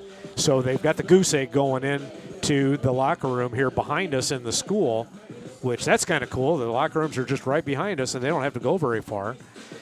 But they're definitely, even with the 13-0 lead, Scott, there are some things that the coaching staff for the Wolves want to talk about for sure. Yes, just clean things up a little bit. Also a couple of injuries. Caden Griffith went out, got dinged a little bit. I think he's going to be okay, got rewrapped. And I think he's going to be okay to go. Hunter Horak, we'll see. He was doing sprints on the sidelines. He wants to go back in. Yeah, he looked pretty good running on the sideline. I think he did look pretty good. Now, is he going to get the green light to go? Yeah. That's going to be the determining factor. You know, the serious issue that they've got to come up with is the blocking up front for those PAT kicks as well as the field goal, because there is something obviously wrong there. The white-shirted Maquoketa defenders are just coming in almost like it's Swiss cheese, Scott. And I haven't been able to watch it close enough to see where the obvious holes are. Maybe there are more than one, but they're going to have to shore that up for sure if they're going to try another PAT kick or try a field goal. They were lucky when that field goal was kicked. It wasn't returned the distance. Yes, very much so. Very much so. And taking a look at the scoring in the first half, Marion scored on their very first drive of the ball game. Trey Frank took it in from 1 yard out on a toss sweep. Extra point was blocked, and it was 6-0. After a punt on the second drive for Marion, they scored on their third drive after Maquoketa gave it up on downs. Caleb Deers hit Caden Griffith from 29 yards out. The extra point somehow got through, despite about 3 Cardinals right in there converging on the kicker, and it was 13-0. And then Marion had a field goal blocked in the second quarter, and Maquoketa, they took it into Marion territory, could not score. They had a missed field goal there at the end of the first half as well to take us where we are at here at halftime at 13-0. Total yardage unofficially 208 yards for Marion, 95 for Maquoketa in that first half. Marion 131 on the ground, 77 through the air. Quarterback Caleb Deers in the first half. I have him 3 for 7 in that first half of play for 77 yards. Griffith has caught the touchdown for 29, and it was Darius Roussan with a couple of grabs for a total of 48 yards. On the ground, Roussan has carried it 3 times for 46 yards. 6 carries, 49 yards for Horak. And for Trey Frank, he's carried it 6 times for 32 yards and a touchdown. Deers 7 carries for 6 yards. Marion with 9 first downs, 2 penalties for 20 yards, and 1 sack in that first half. For Maquoketa, only 95 total yards in that first half of play for the Cardinals. 50 on the ground, only 45 through the air. Carter Meyer, 5 of 13 unofficially in the first half for 45 yards. Tranel's caught 2, Warthen's caught 1, Christensen 1, and Thinnis has caught 1. Martin on the ground, 4 carries for 36 yards. Wilhelm has carried it 3 times for 11, and Meyer has carried it 6 times for 3 yards in that first half. Maquoketa with 6 first downs, 1 penalty for 10 yards. Each team with a sack. No one has had a turnover in the ball game as of yet. Third down conversions, Maquoketa 1 of 6, while Marion in the first half 1 of 4. 0 for 1, 4th down wise for Maquoketa. Marion was 1 for 1, and an anomaly on time of possession. 13 flat for Marion, 11 flat for Maquoketa. You don't get that very often in the flat. But there you go. Those are your halftime numbers here as we welcome you in to the Bim Ritter Sportswear halftime show, brought to you by Bim Ritter Sportswear, 817 2nd Avenue Southeast, and online at bimritter.com, or you can just stop on by and say hi to Gary and everybody over there at Bim Ritter, or call them at 364-3479. Need screen printing or embroidery for your company or special event? Call Bim Ritter Sportswear. And 2 teams. You got one undefeated at Maquoketa, a 3A school at 3-0. You got Marion at 2-1. And right now the 4A 2-1 is leading the undefeated 3A. Yeah, there's some real key matchups around in the state of Iowa tonight, and as there has been every week so far here. But it's always fun to watch the scores at halftime, and then again, of course, at the end of the game.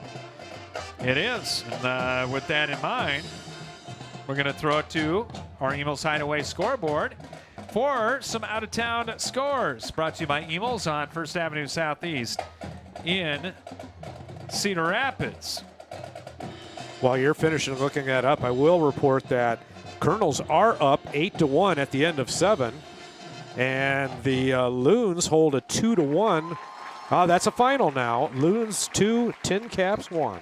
How about that? All right. Some scores. Second quarter in the finale at First Street Stadium. And right now, you know Solon would like nothing better Lost twice last year to Mount Vernon. than to spoil the party. Last game there? 21-14 Solon right now. Oh, boy. In the second quarter. Second quarter, it's Williamsburg leading Fort Madison 34-7. There in the third at Kingston, it's all Kennedy 38-7 over CR Wash. Second quarter, Pleasant Valley 14-3 over Prairie. Oh, my. Going on. Third quarter, as we've been talking about throughout the night tonight, Pella with a 17-7 lead over Xavier. Pella's 1-2, but they have played 3 heavyweights. Yes, and let's not forget that Xavier is their arch nemesis. Let's just put that out there. Second quarter, Benton Community leading Clear Creek Amana 7-0.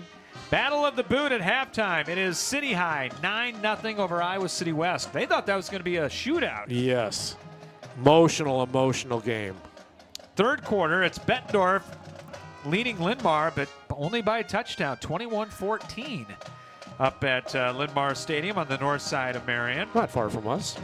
How about this? Second quarter, West Delaware leading Webster City 28-0. Webster City, a undefeated team in 3A. West Delaware, a 3A-er as well. And Webster City with one of the top backs in the state in Jackson Cherry. And right now it's all Hawks. WD they haven't started out this year the way that they usually do. I think they're probably playing with a chip on their shoulder. I think you're right. Third quarter over at Duke Williams Stadium. I believe the first time a Cedar Rapids public school has gone to a Des Moines public school. And it's all Jayhawks, 42-12 against the East High Scarlet tonight.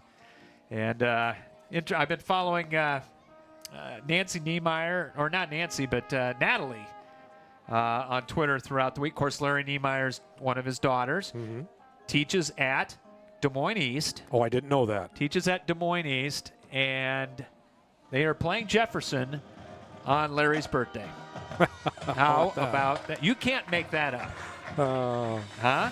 Well, the Jayhawks look like they're well on their way to 4-0, which is, of course, a tremendous start.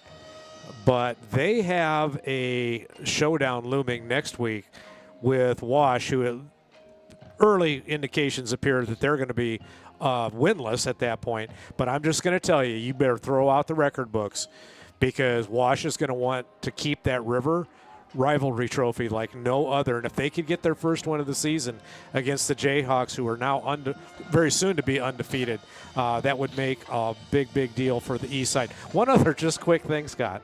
How about this? Last year, 0-9 Jefferson, 0-9 Tipton. Both teams are undefeated at this point. That's right. How about that? The Battle of the Cowbell tonight. Monticello leading Anamosa 19-0 in the Battle of Jones County over there. Liberty at the Dome leading Cedar Falls 7-0. That is in the second quarter. If you can figure out those two teams, let me know. CPU looking for a win. They are ahead of South Tama 30-0. That is in the second quarter right now. The aforementioned Tipton Tigers leading West Liberty in the third, 7-3. Also on the Emils Hideaway scoreboard, you've got PCM leading Jessup 36-7. MFL Marmac shutting out Applington Parkersburg right now 28-0. That is a third quarter score. Dyke New Hartford at Sumner Fredericksburg. Good battle there. And right now it's DNH leading 14-8 in that one. Alburnett goes to South Hardin in Eldora tonight. And the Pirates in the fourth quarter leading that one 21-20. West Branch right now shutting out Cascade 31-0. The tough year up in Dyersville continuing. 28-0 Wilton leading Beckman right now. That is in the second quarter. And for JJ here, and for a certain listener at home, second quarter Nashua Plainfield 16, AGWSR nothing for the top 10 rated Nashua Plainfield Huskies. What do you call that, JJ Agweiser? And how about Starmont last night? Also for JJ. The here. Stars? What did it end up? 43? 48-0 over East Buchanan last night. Wow. And North Lynn putting it to North Cedar tonight in the fourth quarter, 41-0. So Does Central City get a game tonight? let's find out, John. I don't think they got a game last week, did they? I'd have to check. It was a forfeit. Okay, that's what forfeit. it was. Okay. Muscatine leading Hempstead 20-0. Third quarter, it's Ankeny on top of Johnston 9-7. City High has added a touchdown at 16-0 City High over Iowa City West in the battle for the boot in the third. Dowling 28-10 over Waukee Northwest as they go to the fourth quarter in that one. Halftime, Waterloo West leading Davenport North by a score of 7-3. And see if we can find a few other scores here. 42-13, Jeff, over Des Moines East. All right, thank you, Jeff. ADM right now in a top 10 battle is shutting out Norwalk 40-0, and ADM lost their Iowa recruit last week for the season. Yes, I think he had a broken arm maybe or something like that. A couple broken bones in his arm. Tough one, obviously, for that young man. So those are some scores in the Eagles Hideaway out-of-town scoreboard to pass your way here as we are at halftime with Marion on top of Maquoketa by a score of 13-0. We'll get you ready for quarter number 3 as you've been listening to the Bim Redder Sportswear halftime show for you. And we'll be back with more after this on CRM Live Sports. In your search to locate a good old-fashioned family-owned pizza joint, skip the run-of-the-mill franchise options and head to Roscoe's Pizza on Edgewood Road behind Taco John's. At Roscoe's, the Hunt family is dedicated to providing mouth-watering pizza prepared from the freshest ingredients available. Choose from our 4 delicious styles of crusts, then add your favorite toppings to create your own personal pizza delight. Need a quick lunchtime alternative? Take advantage of Roscoe's Fast and Go noontime specials. And yes, they even offer gluten-free options. For the tastiest local experience, give the professionals at Roscoe's Pizza a call and surprise your family with a one-of-a-kind eating experience today. Spinal Corrective Center, 3800 River Ridge Drive Northeast in Cedar Rapids. Dr. Gene Kretzinger, Dr. Janet Kuehl, and Dr. Jesse Henick provide education to families on healthy living and wellness. If you want to reach optimum health and peak performance levels or are suffering from injury, pain, and other health problems, the chiropractic care they provide can give you relief and stability. Spinal Corrective Center has over 50 years combined experience in chiropractic care. And athletes, let us help you perform at 100% through sports chiropractic care. Call today at 319-393-3996 to schedule an appointment or go online at spinalcc.com. Epiphany Dermatology is a full-service dermatology practice that treats all conditions of the skin, hair, and nails. Dr. John Woolner has been practicing and treating patients for over 30 years. Epiphany Dermatology has built a reputation based on reliable customer service and quality skin and hair loss treatments. Epiphany Dermatology also places a special emphasis on skin cancer prevention, screenings, and treatment. Call them to book an appointment at 363-9936 and visit their website at epiphanydermatology.com. Epiphany Dermatology, 5264 Council Street Northeast, Suite 700 in Cedar Rapids. Back with you at Marion Stadium. Scott Unash, John Hegarty. We get ready for our second half. It's brought to you by Epiphany Dermatology and Dr. John Woolner with over 30 years of experience. Give him a call at 363-9936 or stop by at 5264 Council Street Northeast in Cedar Rapids. I've got my appointment with him in October for my yearly skin check. Yeah, we're looking forward to seeing Doc in a couple weeks when we head over to Saints Field for the North Scott Xavier game. Next 2 Fridays are they're Donniebrooks. Boy, I tell you what, right now, the Saints are in a tussle down in Pella, and they're trying hard not to think ahead to that tough schedule that's waiting. Well, 13-0 Marion. Both teams back out onto the wood-chipped field turf here at the brand-new Marion Stadium.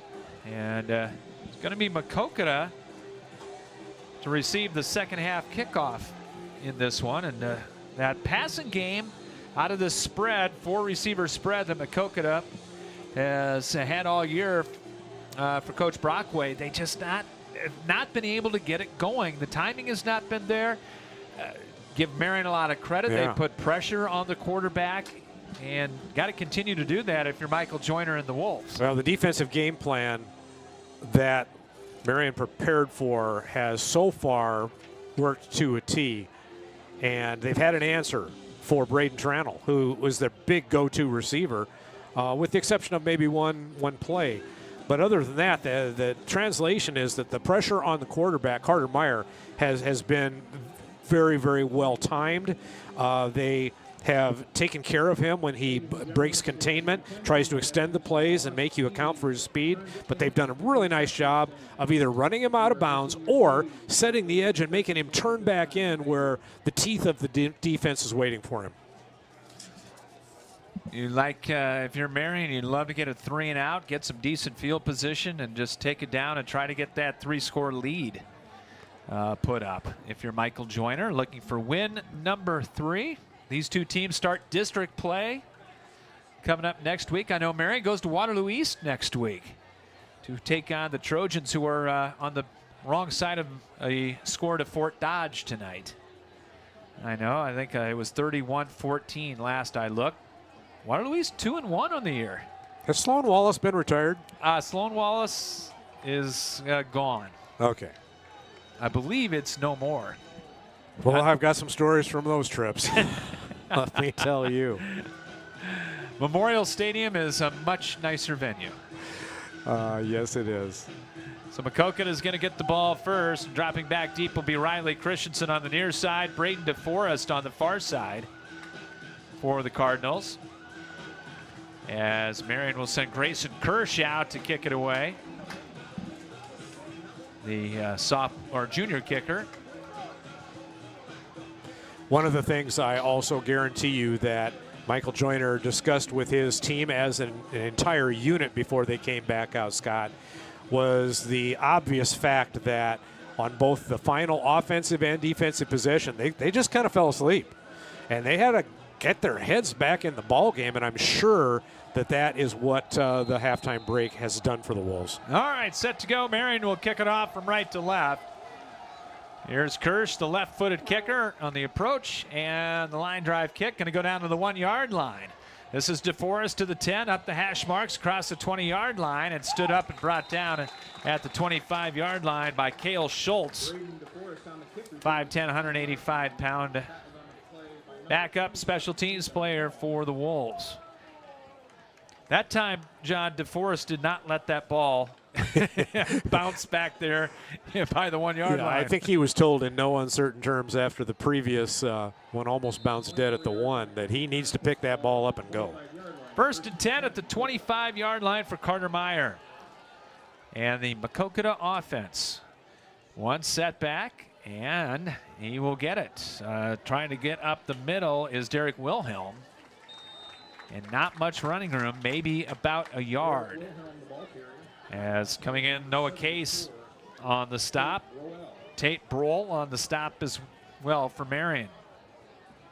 Cardinals had a tight end in there that time to go along with the other beef of their offensive line. And maybe they just talked a little bit at halftime. We got to get a running game going. 2nd down and 9. 2 receivers left, 2 to the right. Out of the shotgun, Meyer rolls that pocket again to the right. Going to throw upfield, long out. It's caught. Tranel at the 50-yard line. That was the best pass of the night by Meyer. Great route, soft hands, feet inbounds.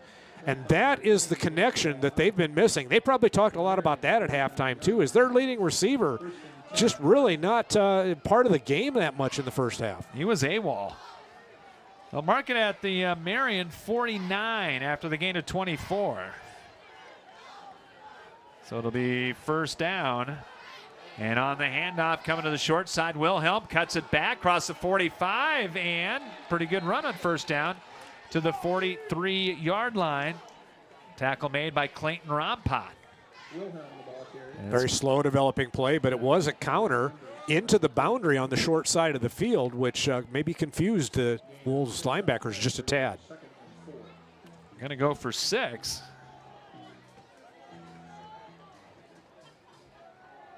And it'll be second down and 4 coming up for Maquoketa. From the near side hash mark, off the fake toss. Meyer on a keeper. Big hole up the middle, 35 to the 30, and down to the Marion 29-yard line.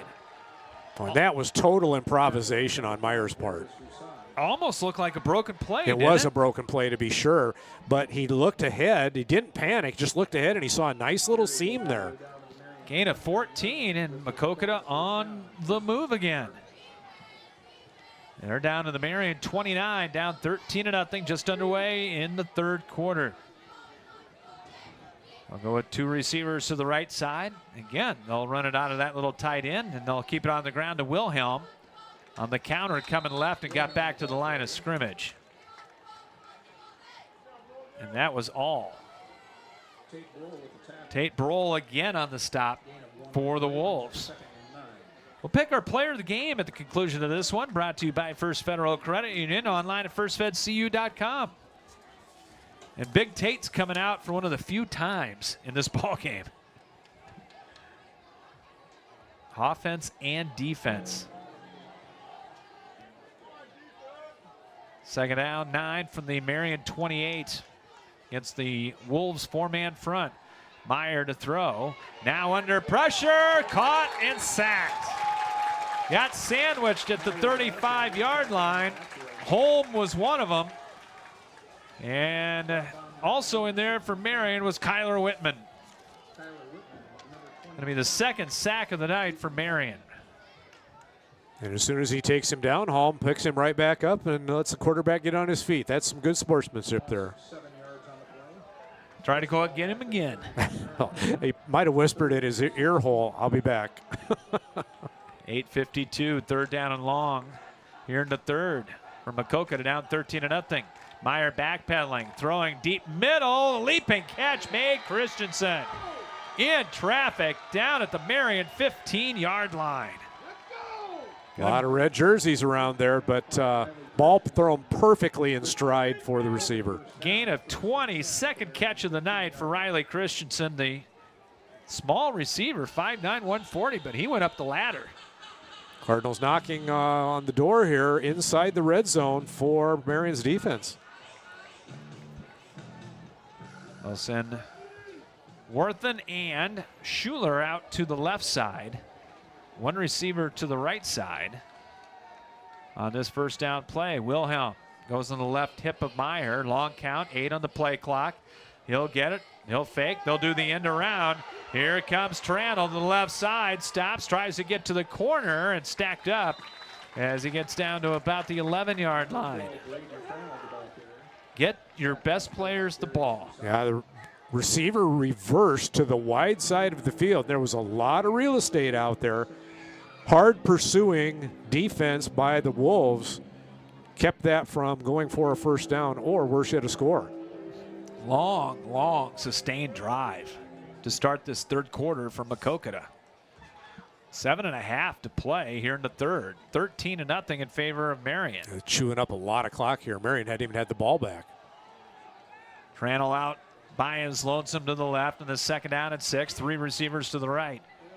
Meyer out of the pistol. He hands it off to Wilhelm. Starts left, caught, thrown down. Tilkus in there for Marion. Got some help in there as well.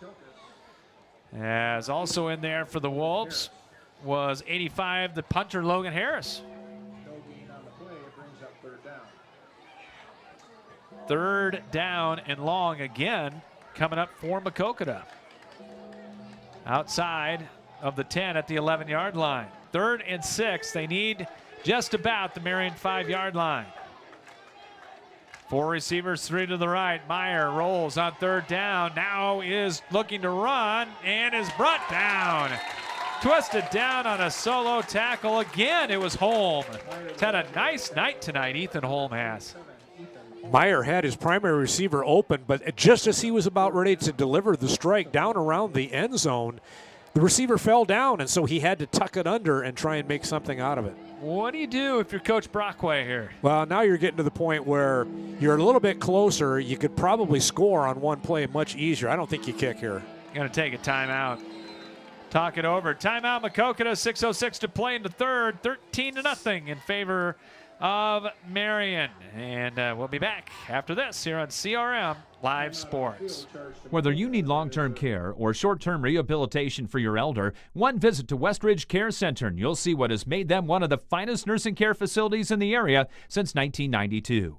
At Westridge Care Center, our #1 priority is to make all loved ones in our care safe and healthy. Westridge Care Center implements the Eden philosophy to reflect an environment of living as a habitat for humans instead of a place of frailty and waiting. Call 390-3367 to arrange a tour of their privately owned single-entity facility with private rooms with all the amenities. Westridge Care Center, 3131 F Avenue Northwest, Cedar Rapids, and online at westridgecarecenter.com. Reminder, we'll pick our play of the game at the conclusion of the contest. Play of the game brought to you by Carpenters Local 308. Bob Dobeck and everybody with the Carpenters Local. We appreciate everything they do for us. Big Bob Dobeck. There was one mean defensive lineman, I'm here to tell you. You didn't want to go anywhere near him when he was out on that field. Offense still out there for Maquoketa. On 4th and 7 from the Marion 12. They can get a first down at the 5. Marion dropping 8. Well, make it dropping 7. 4-man rush. Meyer to throw. Has time. Still has time. Steps up in the pocket. Going to run left to the 10-yard line. He's got a first down. Has a touchdown. Maquoketa right back in the ball game as Meyer takes it in 12 yards for his 4th touchdown run of the year. Well, and that's exactly what we've been talking about this entire game, is how Carter Meyer can change the game with his feet and his improvisation and his ability to take either a broken play or the extension of a play and make the defense pay because of his athleticism. 6-minute, 5-second touchdown drive for the Cardinals. All-important extra point on the way, and it is up, and Koob hits it. And it is a brand new ball game. Marion 13 and Maquoketa 7. We'll come back with our kickoff here from Marion Stadium, and we'll have it after this here on CRM Live Sports. No matter where you are in life, Hills Bank is here to help you succeed.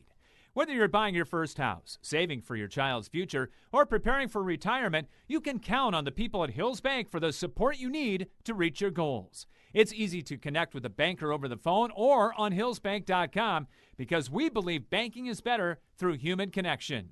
Hills Bank is an equal housing lender and FDIC member. Maquoketa back in it. First points of the night. It's 13-7 in favor of Marion. And the Wolves will get the ball for the first time. I can't remember the last time their offense was out there. Take halftime into account. You look at your watch. I mean, it's been a long time since that offense and Deers has been out there. Dagan Michaels and Caden Griffith back out there. Either the white athletic tape that was on those black pants have been changed to black, or they took it off. 24-7 Pella leading Xavier. How about that?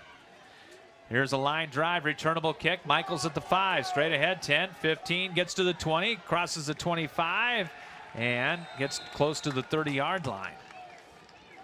Orion Donray on the stop, as he'll take it out to the 29-yard line. Well, the offense for the Wolves has got to shake off the cobwebs here and try and answer. Punch, counter punch now would be exactly what they need to do. They need to rip off a long drive here, says 10 or more plays in a row and put 7 on the board for themselves. 1st and 10 from the 29. Griffith is out there at the split end spot.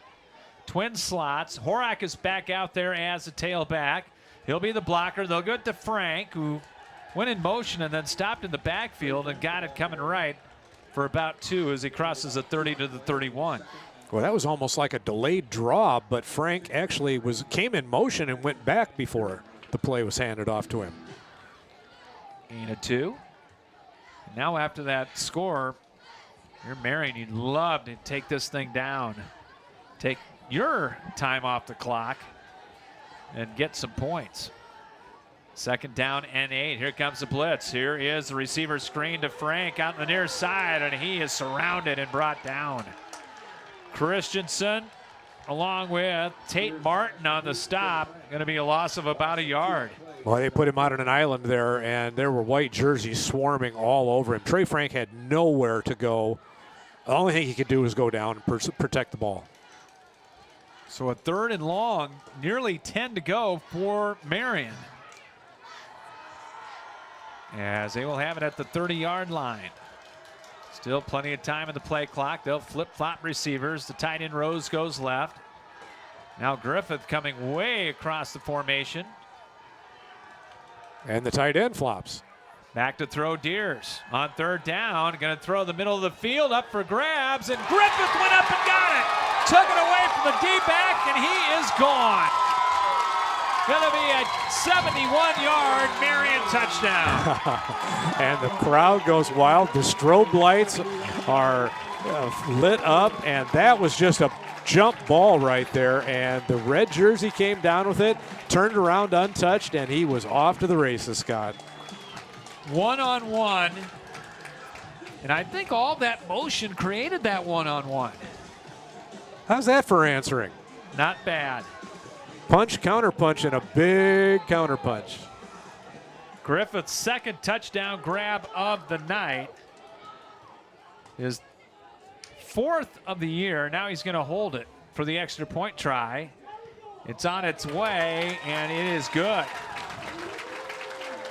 4:17 to play in the 3rd. Back comes Marion, and it's now 20-7 as the Wolves lead it here in the 3rd quarter over Maquoketa. Back with the kickoff after this on CRM Live Sports. Bim Ritter Sportswear in Cedar Rapids is your complete apparel and headwear provider.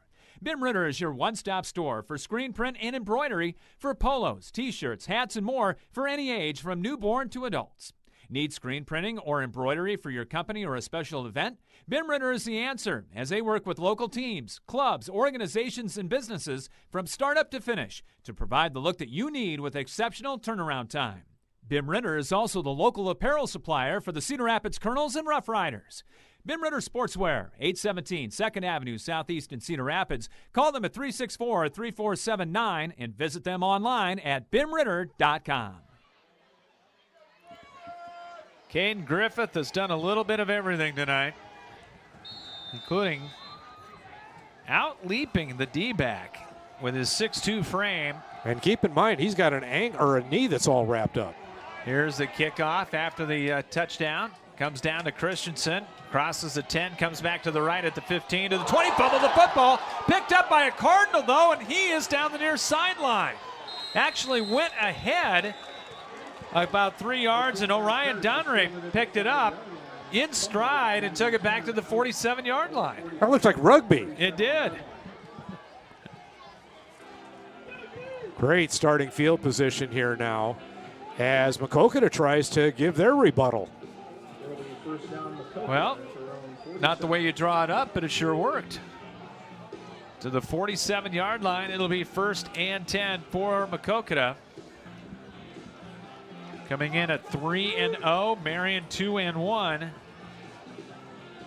And the Wolves with the lead. But the Cardinals with excellent field position. 1st and 10, near hash mark at the 47-yard line.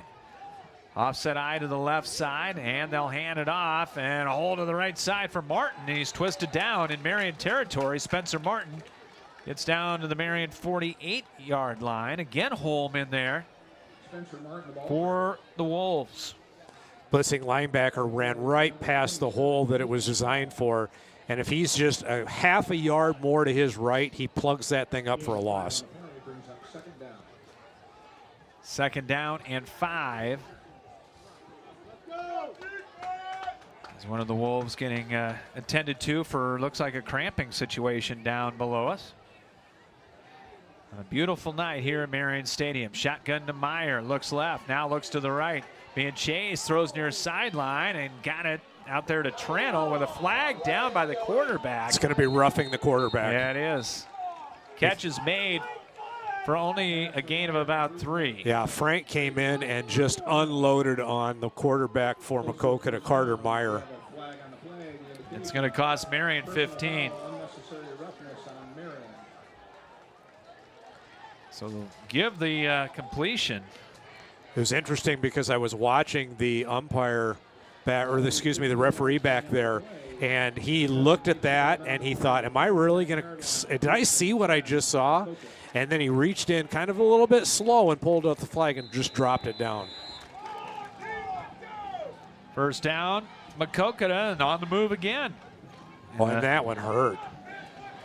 Big chunk of real estate given up there needlessly. 3 penalties, 35 yards now on the Wolves. Shotgun snap. Here's Meyer backpedaling. Under pressure, and there's a penalty flag. It's going to be a hold on Maquoketa, and Meyer is bottled up, and Trey Frank tosses him down. There are no such things, John, as makeup calls. I was thinking the same thing. And so was Trey Frank, by the way, who got up and did the King Kong pounding on his chest afterwards. So that's going to cost the Cardinals 10. And moving back to the 39-yard line. Haven't seen many flags, though, tonight. No, it's been a pretty cleanly played game. And I would say that these officials have done a pretty darn nice job, though. 1st and 20. Back on the 39-yard line. Marion 4-man front. They're going to walk Rose up as an extra linebacker. Straight ahead handoff to Martin, and not much. Taken down after a gain of a couple. As Hunter Horak on the stop, playing a little defense now for Marion. This is maybe we're gonna get close here to the territory where all these guys for Maquoketa that have been going both ways and been out there on the field an awful lot. It might just start taking a little bit of a toll on it. A little attrition might have to start playing its way into this game. 2nd down and 18, 2 to play here in quarter number 3 with Marion on top 20-7. They'll send a man in motion, 9 on the play clock. Back to throw is Meyer. Gonna throw the receiver tunnel screen over there. And not much. Back to the line of scrimmage. And that is it for Tranel. And he was stopped dead in his tracks over there. Now wrapped up immediately upon catching that. Well, after stopping Maquoketa early on, the 3rd down efforts have been much better for Maquoketa here as of late. And time of possession here in the second half has been all white jerseys. Colonels are in the Midwest League Championship Series. How about that? Back to throw on 3rd down. Meyer going deep left sideline into double coverage and overshot his man, incomplete. So it'll be 4th down. And decision time here for Maquoketa. 4th down and 18 on the Marion 37. I got to think it's punt. Got to. Try to pin him down. Not going to pick up that 1st down. You're just not. It's too far. They haven't shown the ability to go that deep. So it'll be Meyer. Now keep in mind he's the quarterback. Marion has nobody back. They are playing punt safe at this time. And Meyer will kick it away. A wobbler coming to the near side, and it's caught at the 20. Bringing it back, Caden Griffith, who tricked everybody and kind of dropped back there and brought it back to the 31-yard line. Yeah, the ball was basically kicked right to him on the sideline. And he's kind of saying, there, take that. If you're going to kick it out of bounds on my punt returns, I'm going to go over there and get it anyway. Minute 3 to play here in the 3rd, and Marion will get it back with a 20-7 lead.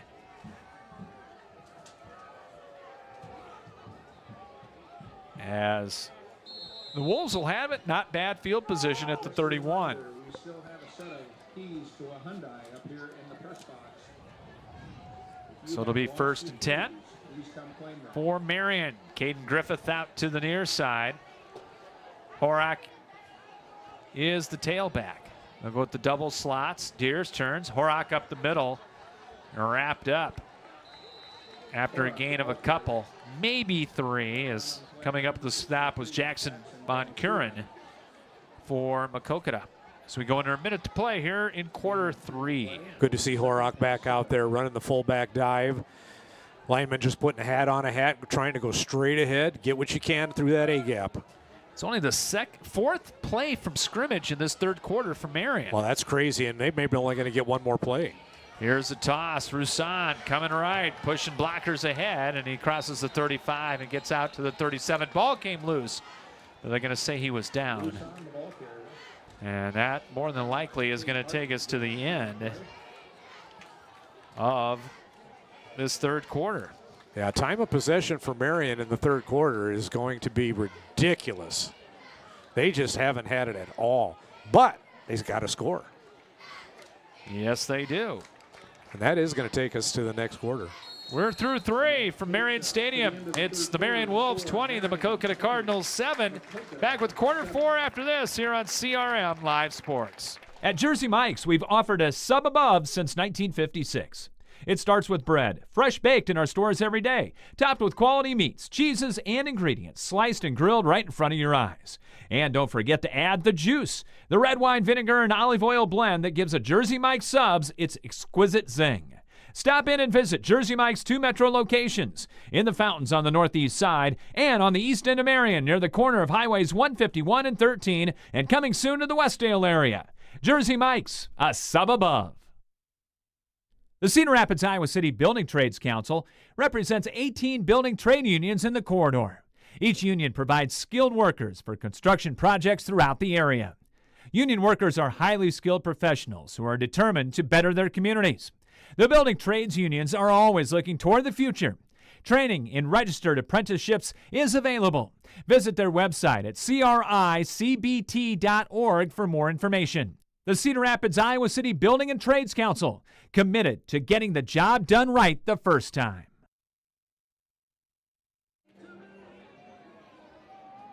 Fourth quarter from Marion Stadium. Scott Udash, John Hegarty with you, 20-7. Marion on top as we start the fourth with a third down for the Wolves. From the 37-yard line, third down and 3, 1 in the backfield. Deers to throw. Deers going to throw deep down the middle, going for Griffith, and it's incomplete. One-on-one, and that time it was Maquoketa's D-back winning it. That'll bring out the punt team for the Wolves. I don't mind that call, though, because I think you have to keep that defense honest every so often, and he's your big weapon, too. Griffith can go down there and make those one-on-one plays, even if the ball's not close to him. He can go get it. Total yards, we'll get that for you through 3 quarters here. Marion getting set with Harris to punt it away from the 36. Gets the snap, low end-over-end kick. Away from DeForest, will take a big hop at the 30 and a Marion roll. Inside the 25, inside the 20, and down to the 19. 44 yards on the punt by Harris. Needed a good one, and he got it. Well, special teams have been greatly improved here in the second half of play tonight for Marion, and probably got a few things kind of figured out and a little hard to Jesus in the halftime locker room. Total yardage through quarter number 3 for both teams. 286 yards for Marion, 179 for Maquoketa. Worst starting field position of the night for Maquoketa. First down from the 19-yard line, down by 13. You got a tight end in there, and they'll keep it on the ground to Wilhelm. Starts right, cuts it back to the middle. And Tilkus got him after a very short gain. Got a lot of stops tonight. As Marion's strong side linebacker, Logan Tilkus. Weak side linebacker, I beg your pardon. 5'10", 195. Leading tackler for the Wolves, and I tell you what, as a junior, he got big-time career ahead of him, defensively, if not offensively, too. Rose, Frank, and Tilkus, the linebackers for Marion. Out of the shotgun, quick out, and it's incomplete. Meyer had to get rid of it before Christensen was ready to make that toss. 9 out of 19 now for Curtis Meyer in the ballgame. Pressure has been Carter Meyer's nemesis all night as he's been routinely chased on his sprint outs from behind. And that particular one, he just had a 3-step drop, but he had to hurry it because, again, another blitz from the linebacking core of Marion. 3rd down and 9. 4 receivers, 2 left, 2 to the right. Meyer looking to throw, going to throw the crossing pattern, tipped and almost picked off. Tipped nicely by Coda Johnson. And then on the deflection, he had a couple of Wolves that had a shot at it. Darius Roussan was the first one. And only the second 3 and out of the night for Maquoketa's offense. And their punter's going to line up at the 5-yard line, so get a little pressure here. You never know what could happen. That defense was not on the sideline very long for Maquoketa, as Meyer will stay in to punt. They'll send Christensen in motion, gets the punt away. A low tail wagger coming up. Griffith, fair catch at the 48. First one I think he's had a chance to catch kind of the traditional way tonight here. 29-yard punt and no return. Every other punt's been angled out of bounds to try and keep it away from him, but that one they just put it right up the chute. Had to call the fair catch. Good starting field position for Marion's offense as they're going to take over inside Marion territory for the first time on a drive tonight. Yep, at the 48 with a 13-point lead to try to salt this one away to go to 3-1 and getting ready for district play next week at Memorial Stadium in Waterloo. Both these teams in tough districts. Horak off tackle left and dives ahead close to the 40-yard line for 8. Good, tough run by Horak, who was nursing that thigh injury just before halftime. He's come back 100%.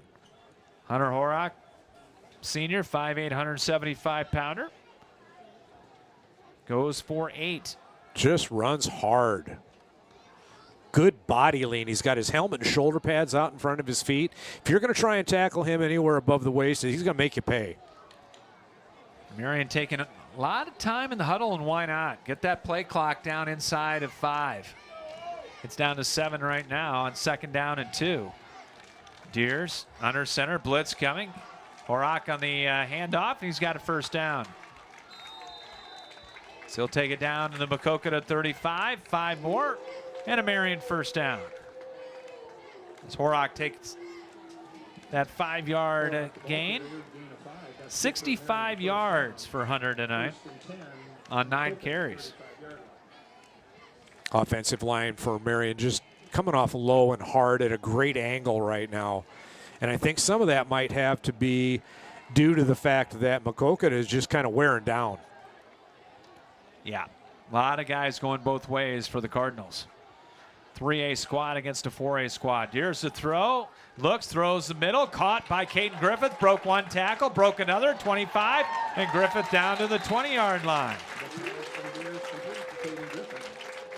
15 more. 3rd catch for 115 yards and 2 scores. That's the first one that didn't go for a touchdown. You know, the telltale sign of a weary team, especially a defense that's kind of on its heels, is they look a little leg weary right now. And how many guys do you see with their hands on their hips right now, yep. Scott, for Maquoketa? Marion's got it in the red zone. 9:08 clock rolling in the ball game. 20-7 Marion. First down from the Maquoketa 20-yard line. Tight formation with a tight end to the right, and they'll hand it that way. Horak breaking tackles inside the 15 and down to the 14. Yeah, you got to credit Michael Joyner right now. He knows his team is fresher than the opposition, and he's just putting a hat on a hat, letting the big bodies up front wear and lean on the defense. Offensive line was over here during that defensive stand, looking at the TV and just going over their assignments. Trying to get a game-clinching score here. They'll run it out of the eye. They'll give it to the fullback. Tilkus to the 10, to the 5, breaking tackles, and he's in. Touchdown from 14 yards out. Yeah, that was almost too easy, as he had to break a couple of arm tackles that were just real weak efforts by a very, very tired Maquoketa defense right now. And that may put it away for the Wolves. Now we got adventures in kicking again, though, Scott. It's kind of, we'll see what happens here. Last time they kicked, they had some improvement. We'll see if they do again. Grayson Kirsch to try the extra point. Good snap, placed down, kick is up. Got that one, that looked good. They're getting better. 27-7 in favor of Marion with 8:12 remaining here in the ball game. We'll come back with our kickoff after this on CRM Live Sports. Laborers International Union of North America Local 43 is proud to be supporting high school sports. From individual members involved in coaching sports at many different levels to being fans, Local 43 is involved with our young people in the area. Members of Local 43 work in the construction building trades and heavy highway industries and are trained in environmental remediation as well as pipeline work. Local 43 is always seeking new members. LIUNA offers world-class training and education to start a safe career. Information is available at local43.org. It's a happy Marion homecoming right now. 27-7, the Wolves with the lead. As they go 48 yards on that particular drive and get the touchdown. As it will be Kirsch to kick it off from left to right. Line drive kick will take some hops and go by DeForest into the end zone. Well, we've got some spectators that don't quite understand all the rules in high school sports, but that's okay. Like their passion. They're very passionate. Yeah, if you touch the ball and it goes into the end zone off a deflection, it's a touchback. Anything that goes across that goal line in high school is a touchback. So it'll be Maquoketa ball at the 20-yard line. And now if you're the Marion defense, you just, you bet, spin your ears back. Just don't let any big plays happen, for goodness sake. First down, 4 receivers, 2 left, 2 right, 1 set back. Meyer, short drop, going to loop the far side into double coverage with a penalty flag down. And the pass was caught. And it's going to be interference, you got to think. Trannell with the catch. It had to have been caught out of bounds because there was no official over there signaling where he went out with a completed pass. No, but it's going to be pass interference on Marion. Yeah, so that'll be an automatic first down. Take the ball out to the 35 for Maquoketa. Marion's had 4 penalties, and 3 of them have been majors tonight. So first and 10, they'll move the ball up to the 35-yard line. Long toss out to the near side to Martin and caught from behind and taken down by Trey Frank. He's had a nice game tonight, too. At the 40-yard line after a gain of 5. Trey Frank is one of those guys that you love having on your team because he's just such a spark plug, and he plays all the time at 100% effort. Never takes a play off. And he's just an inspiration because he plays the game an old-fashioned way. Maquoketa taking some time here. 7.5 to play in the ball game. Down 27-7. Meyer in trouble and throws finally to the far sideline. Had a man out there.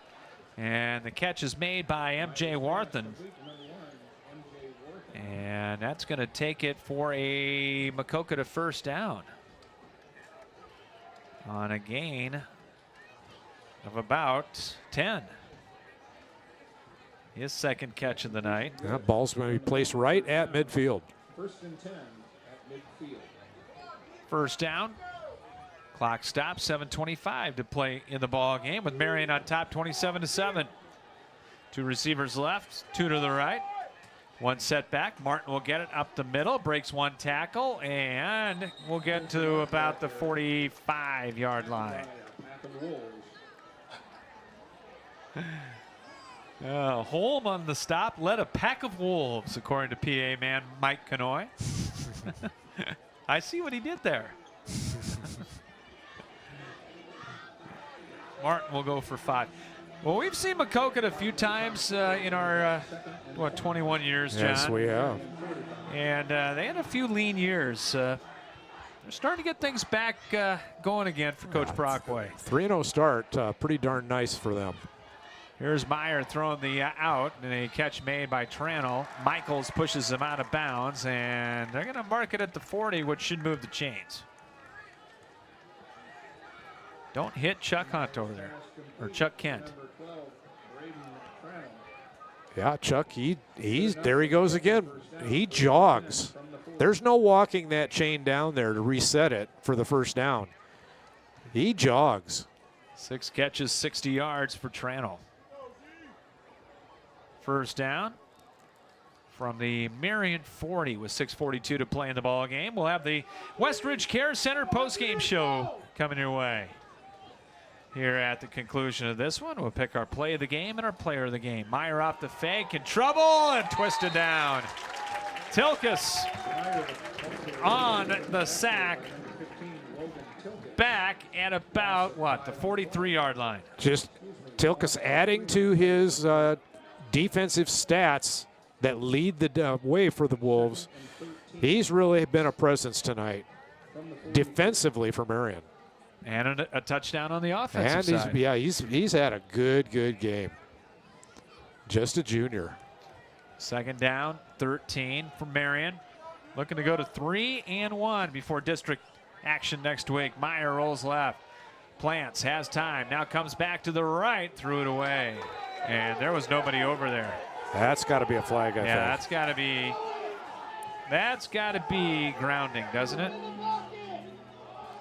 Officials will have a confab at about the 40-yard line. Yeah, I think they're going to see the error of their ways and probably end up dropping a flag. There was a lineman down there, but he was the only dude.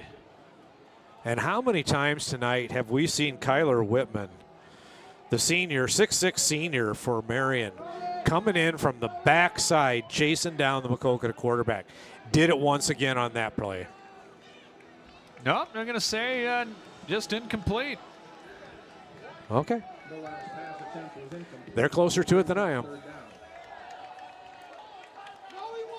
Third down and 13. Michael Joyner not understanding. Oh, he's jumping up and down, Scott. Look at him.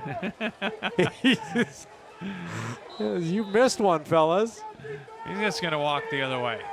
Probably a good thing. Look at the scoreboard, Michael. Just look at the scoreboard. Meyer to throw, going to throw deep middle, and a sliding attempt is incomplete by Christensen. What an effort. I think he had it until he went down on his side, and I want to say when the ball and his hands hit the ground, that's when he couldn't hold on to it. So it's 4th down and 13 with 5:51 to play in the ball game. And Marion with a lead of 27-7 here over unbeaten Maquoketa. Wolves and district play next week, and not an easy district, certainly, with 2 top 10 teams in that district. 4th down and 13. Meyer shotgun blitz coming. Trey Frank out of nowhere. Ball comes out, but he was down. Trey Frank hit him like a locomotive. Trey Frank, I'm telling you, he is a spark plug. You need a big play on defense, you just send him. And he gets my vote for the best poser after he plays, too. 13 yards on the loss. I dare say Trey Frank has got a testosterone level about twice of the average adolescent male. He's got a physique from basketball last year. He'll play a prominent role this year for Coach Messerly. First down from the 44-yard line of Maquoketa. Marion's going to keep it on the ground, and a new tailback in there for the Wolves. Creighton Wheeler, 5'7", 160-pound junior, is in there. And he will go for 3. Marion has had some injury problems in that running back position. And why not give somebody else a chance, right? You never know what you're going to find. He's got the bodies down there. That's the nice thing about having some depth on your team. You got some people you can plug in there and give them their shot too. Yeah, Marion's got good numbers. Good numbers for the Wolves. 2nd down and 7. Wheeler in the backfield again. He'll get the fake, and then Deers takes it himself. He's going to twist his way for a 1st down. Looks as though it will be a 1st down, and they will move the chains.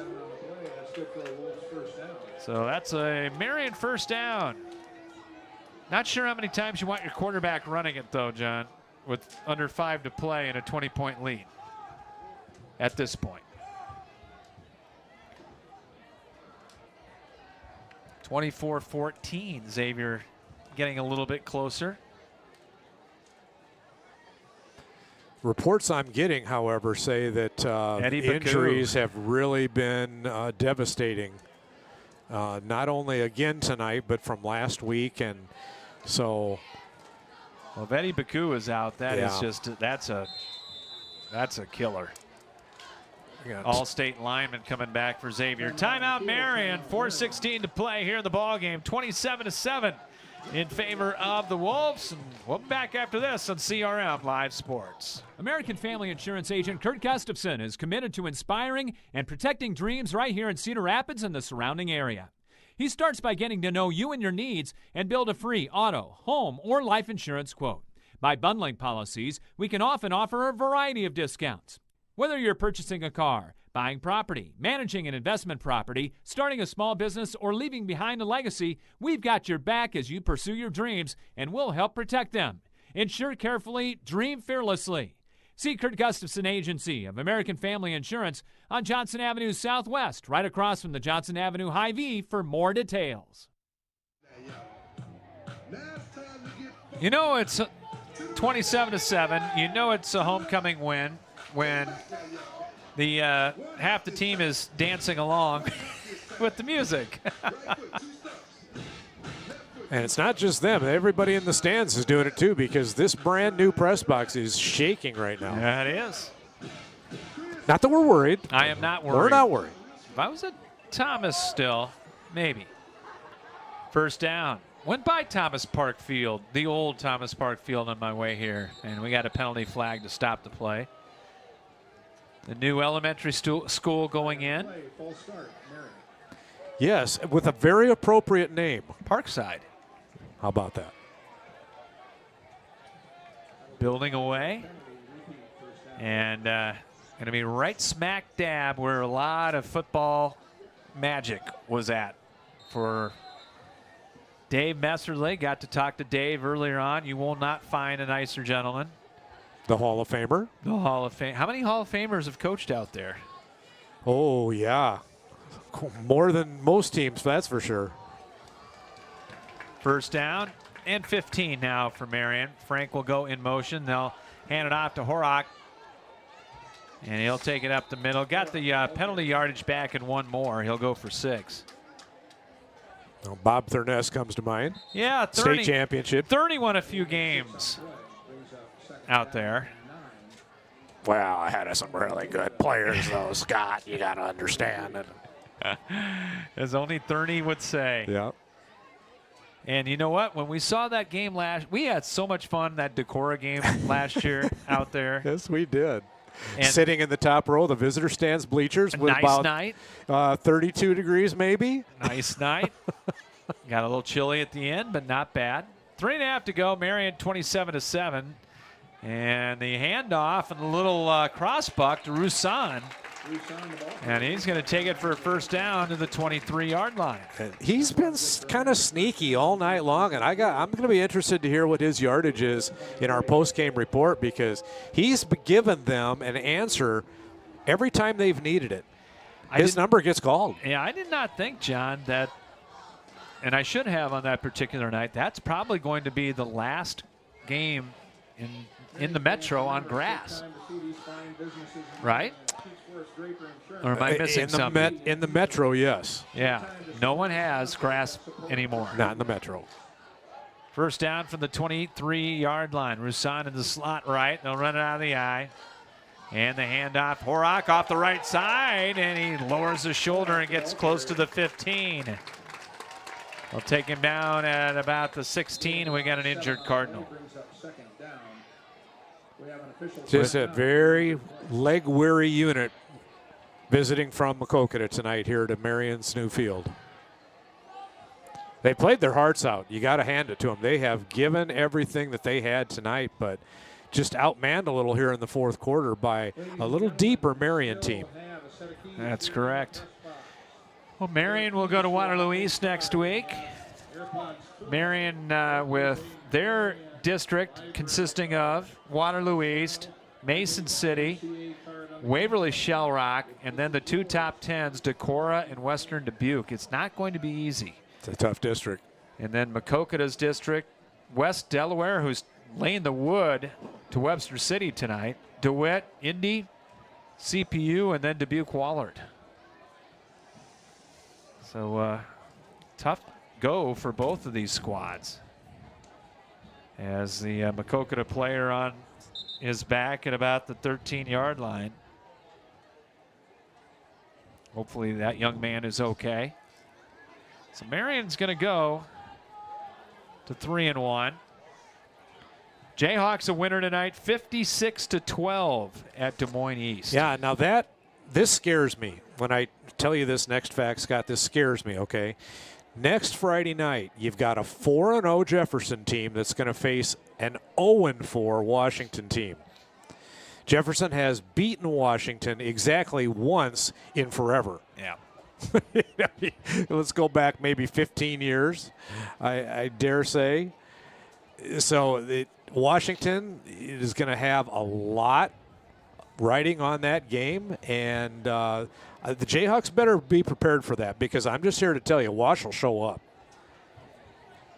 Final in the Battle of the Boots, City High retains 23-8, third year in a row. As Riley Christensen, the young man, hurt for Maquoketa, up on his feet and wearily going off. He's played his heart out tonight on both sides of the ball. Yeah, he has not come out of the game tonight. And he's running all the time. It's not like he's in there just, trying to take up one little spot of territory. That he's running the whole game. Well, a couple interesting finals, John. West Delaware rolled 3A number 4 Webster City tonight, 42-13. Ouch. And Independence, after losing to Waukon last week, comes back, beats Decorah tonight, 21-7. But how many tackles did the Wood kid get? 21. 21. How many last couple of weeks, JJ? 23 last week, 22 the week before. 23 and 22 the week before that. Solos. Xavier's got it within 3 with 7 minutes to go, 24-21. And Solon is leading Mount Vernon 34-20. Wow. In the fourth quarter. Handoff, big hole left side. Horak to the 10, to the 5, and he's in for the Marion touchdown from 17 out. Well, Horak's injury did not limit him. Came in to the halftime locker room a little bit gimpy, but boy, whatever elixir they gave him. Yeah, they almost forgot to turn the strobe lights on. Exclamation point for Marion. And like you said, John, this is a very, very tired and weary Maquoketa team right now. This score is not going to be indicative, there I go, of really how close this game was. As the extra point is a line driver that's good with minute 53 to play, and it's 34-7. This was a closer game than that. Yeah, people will take a look at the final differential, whatever it ends up being, 34-7 right now, under 2 to play. But, 13-0 at halftime. And you have to go back and remember that there were 2 different times Maquoketa got close to and once into the red zone of Marion. Had they come away with 2 touchdowns there, it is very conceivable that Marion could have been behind 14-13 at half. But they weren't, and the numbers game has just caught up with Maquoketa. They have too many guys playing the whole game. They couldn't come off the field. And right now, the leg-weary visitors from east of here, just great showing on their part, but it's just too much. Marion set to kick off, a two-hopper, and it goes off to Forrest. It's back at the 4-yard line, picked up by Koob, and the kicker is going to return it out to about the 19. That's where Maquoketa will have it. Marion has scored in 3 of their last 4 drives here in the ball game to put this away. Pretty complete game with the exception of maybe just a little nap they took right before halftime. But other than that, some things, of course, that Michael Joyner is going to want his coaching staff to work on cleaning up with the young men. But all in all, happy homecoming here for the Wolves. Marion using a timeout here, which will leave them with 1. I think they're going to get the second team defense out there and give them an opportunity to go get their legs stretched out here a little bit. And we're going home with candy corn. That's right. We're going home with candy corn. Who else gives us candy corn? Have we ever had candy corn? I don't think we have. It's a treat. It's a little homecoming tradition there. Marion just breaking down and wearing down this Maquoketa team tonight. And that time of possession going to be swinging to Marion's way. Well, that's kind of surprising considering on how little time possession they had in the whole third quarter.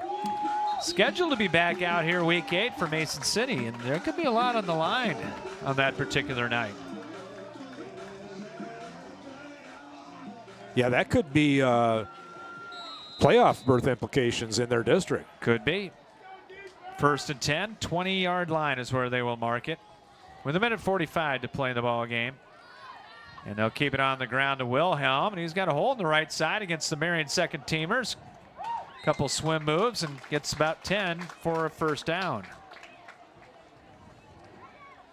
Wilhelm, the ball carrier. As he will take it from the 20 to the 30-yard line. Gain of 10 on the play. That's good. Clock will continue to run. We're going to have a hard time picking our player of the game, John. Many worthy candidates, to be sure. Nobody crazy outstanding, but like you said, a lot of worthy candidates. 34-7, Marion's going to have a happy homecoming.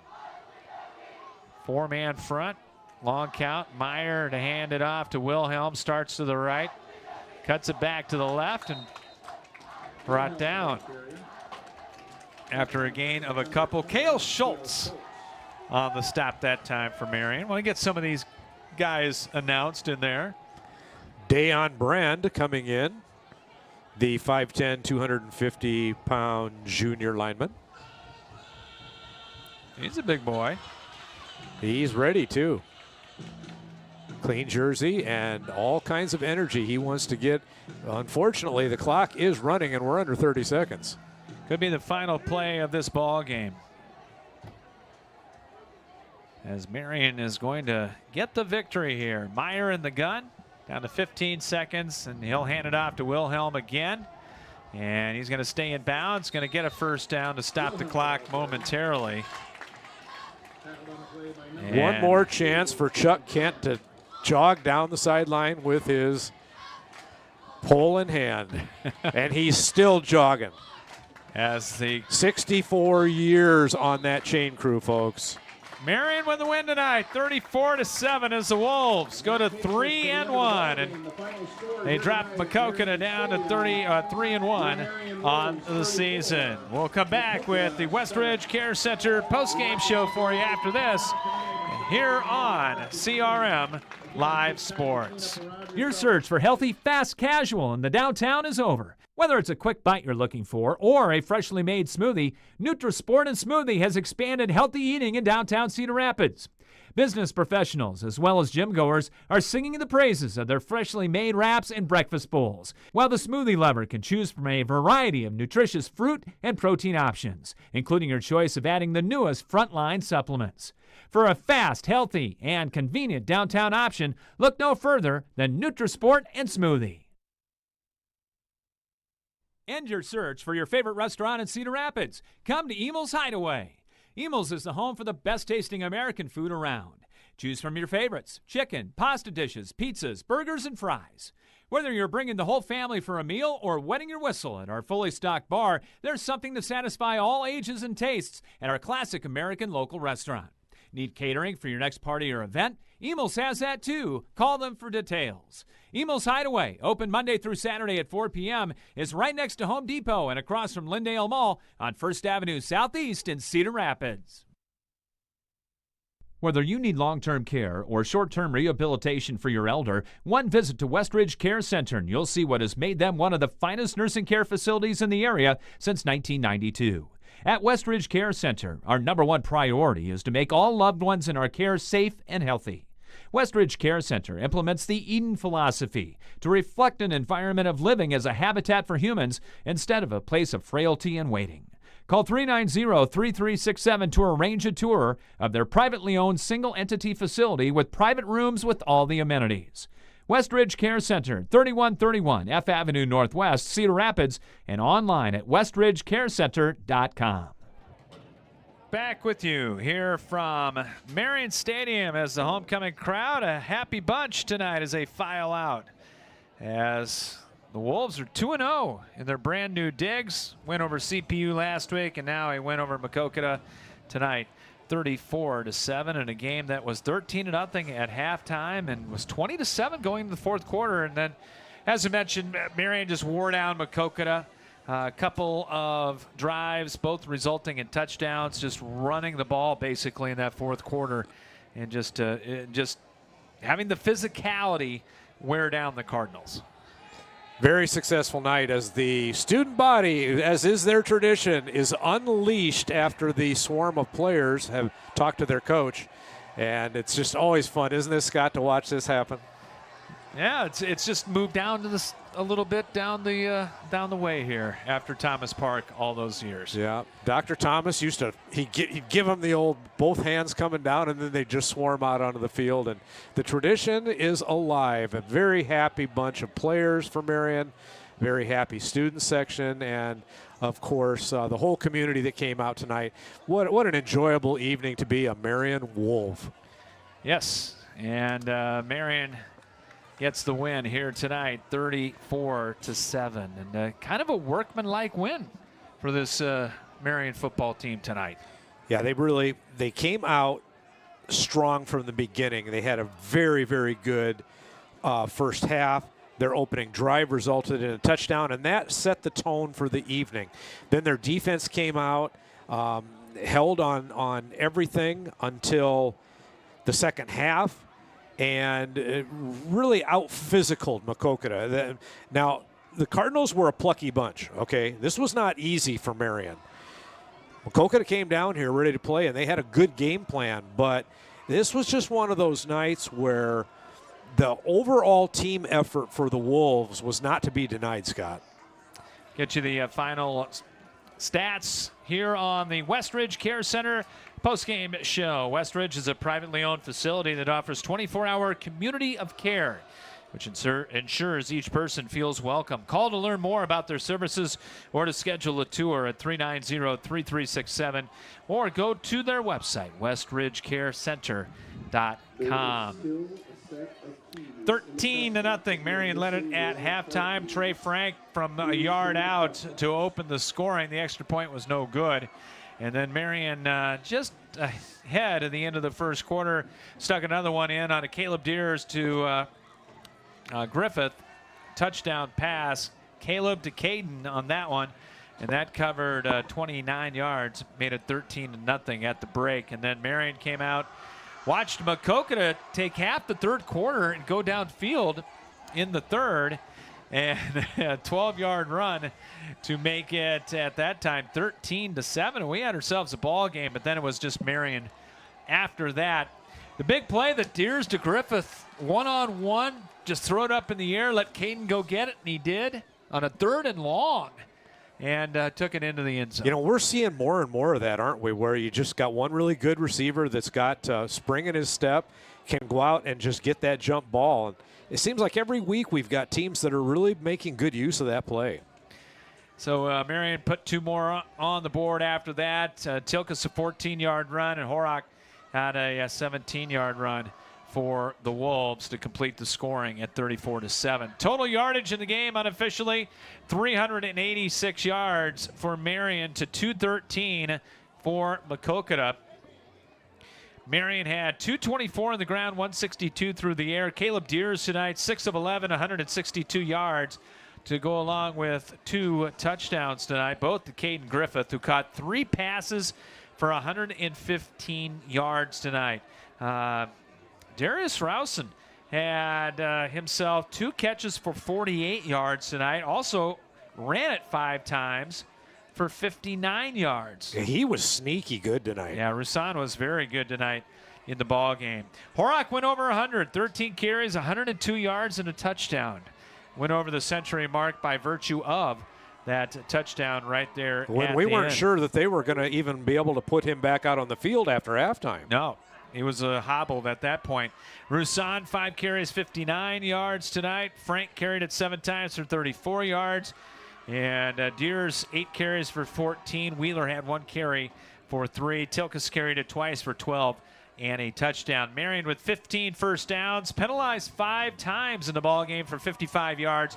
5 sacks for the Marion defense in the ball game tonight. For Maquoketa, 213 total yards, balanced, 106 on the ground, 107 through the air. Curtis Meyer tonight was 11 of 23 for 107 yards in the ball game. Tranel caught 6, came in with 23 catches on the air, caught 6 tonight for 60 yards. Warthen caught 2 for 16. Christensen caught 2, and Thinnis caught 1. On the ground, Martin leading the way, 8 carries, 53 yards. Wilhelm carried it 11 times for 41 yards. 12 carries, 5 yards for Meyer on the night. Maquoketa with 16 first downs, 2 penalties for 20 yards. They had a sack. We did not have a turnover in our game tonight. 3rd down conversions, Maquoketa 3 of 9, while Marion was 2 of 6. And on 4th down, Marion converted their only 4th down shot of the night. Maquoketa was 0 for 1, and ended up that Maquoketa did own time of possession tonight. 25 minutes, 26 seconds to 22:34 for Marion. But it was just Marion wearing down Maquoketa in this game. And last week against CPU, Marion, a similar situation. Marion had the game in hand, and they had a little bit of a hiccup, about a 5-minute, 7-minute hiccup.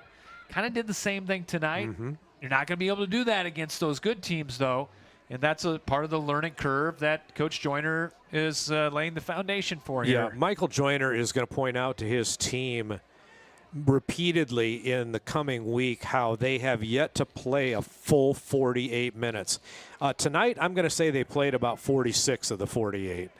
That when you get to those really, really good teams that are in the district, and they've got a couple that they're going to have a hard time with, you've got to be able to play 48 minutes, and you've also got to get rid of some of those 15-yard penalties that they incurred. I think there were 3 different 15ers for different reasons that really shot them in the foot, but they never really gave up any scores because of them necessarily. But you can't do that to the really, really top-flight teams. And so that's another thing that's going to be a point of emphasis. And then, of course, the field goal kicking and the PAT. So there's plenty of things for Marion to work on yet in coming weeks. Yes, there is. Yes, there is. But tonight, you celebrate. Hey, it's all good right now. When you look at that final score of 34-7, you're going to be a happy Marion Wolf tonight. Yes, indeed. And we're going to come back. We're going to have our play of the game, our player of the game. We're going to have a look at the scoreboard as well as Marion wins it tonight 34-7 here on the Westridge Care Center postgame show from Marion Stadium. Back after this on CRM Live Sports and CRMLiveSports.com. First Federal Credit Union is proud to sponsor high school athletics. We understand the hard work and dedication it takes for these students to succeed on the field or in the classroom. At First Federal Credit Union, we work hard every day to listen, solve problems, and are dedicated to finding ways to help you with your financial needs. From home loans to auto loans, checking, or even the best savings rates in town, we're here to help you achieve your goals. Learn more about First Federal Credit Union at firstfedcu.com, member NCUA. Carpenters Local 308 in Cedar Rapids is a member of the North Central States Regional Council of Carpenters, representing nearly 27,000 members and their families in the upper Midwest. The union is dedicated to protecting and elevating the economic and social conditions of all workers and to provide our industry with the best trained, most productive, and safest workforce available. Carpenters Local 308 is always looking for new workers to join their ranks. Apprenticeship classes and training are available for you to become a skilled worker for your career. More information on Carpenters Local 308 is available at carpenterslocal308.org. It's 3 weeks in a row we've been debating on who our player of the game is. I don't think we debated 3 times last year, John. Oh, it's a nice problem for broadcasters to have. Indeed. It is. The celebration continuing down below here at Marion Stadium as the Wolves win it by a score of 34-7 to go to 3-1 on the season. And let's pick our player of the game. It's brought to you by First Federal Credit Union. Thanks to Tom Chalstrom. Our winner is going to get a very nice and suitable for framing certificate. Courtesy of CRM Live Sports and First Federal Credit Union. Online at firstfedcu.com. Proud to support high school sports, auto loans, checkings, and the best savings rates in town at First Federal. And I don't know, should we flip a coin? We got it down to 2. This is it's a tough decision. It's a tough decision on this one. But tell you what, I think we're going to go Trey Frank tonight. You know, defense and offense. He just was like a cobra striking every time he had some way that he impacted the game. Offensively, he was the perimeter man. How many times did he get big chunks of yardage off of either some kind of a counter or a toss sweep to the wide side of the field? And, oh, my goodness, you want to talk about an impact player on defense. He was almost assassin-like in that third and fourth quarter especially. To close out this game, if you needed a spark, you just look at Trey. I mean, he would give the entire team a lift with his play. So congratulations to Trey Frank, the senior, 6'2", 195-pounder. He is our player of the game, brought to you by First Federal Credit Union. Our play of the game brought to you by Carpenters Local 308, dedicated to protecting their workers and providing the best trained workforce available. Apprenticeship classes and training are available, and you can find them at carpenterslocal308.org. And no doubt our play of the game deals with Caden Griffith and as well as Caleb Deers. Hooking up. It was a 13-7 game, all the momentum in the world with Maquoketa, and then that opened the floodgates on a beautiful 71-yard touchdown pass. Just one-on-one, and then Griffith, it was pretty good coverage, and Griffith just went up and got the ball and turned and went. It was a beautiful play of athleticism, both from the quarterback and the receiver. And any momentum that Maquoketa had after scoring that touchdown, it just let all the air deflated out of the tires, and that was it. The game was over for all practical purposes after that play. So that is our play of the game, the big 71-yard touchdown pass from Caleb Deers to Caden Griffith. See Caleb down there on the track right below us.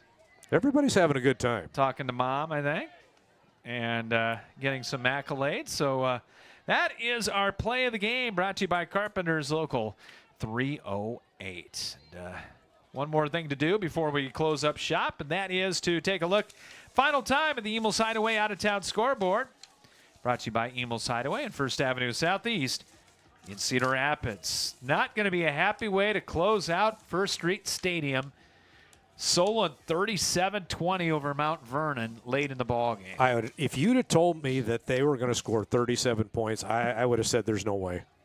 Williamsburg wins again, 4-0 for the Raiders, 48-14 over Fort Madison. It's a final at Kingston. Kennedy, no problem with Wash, 45-7. Prairie fought valiantly, but fall 28-23 to Pleasant Valley.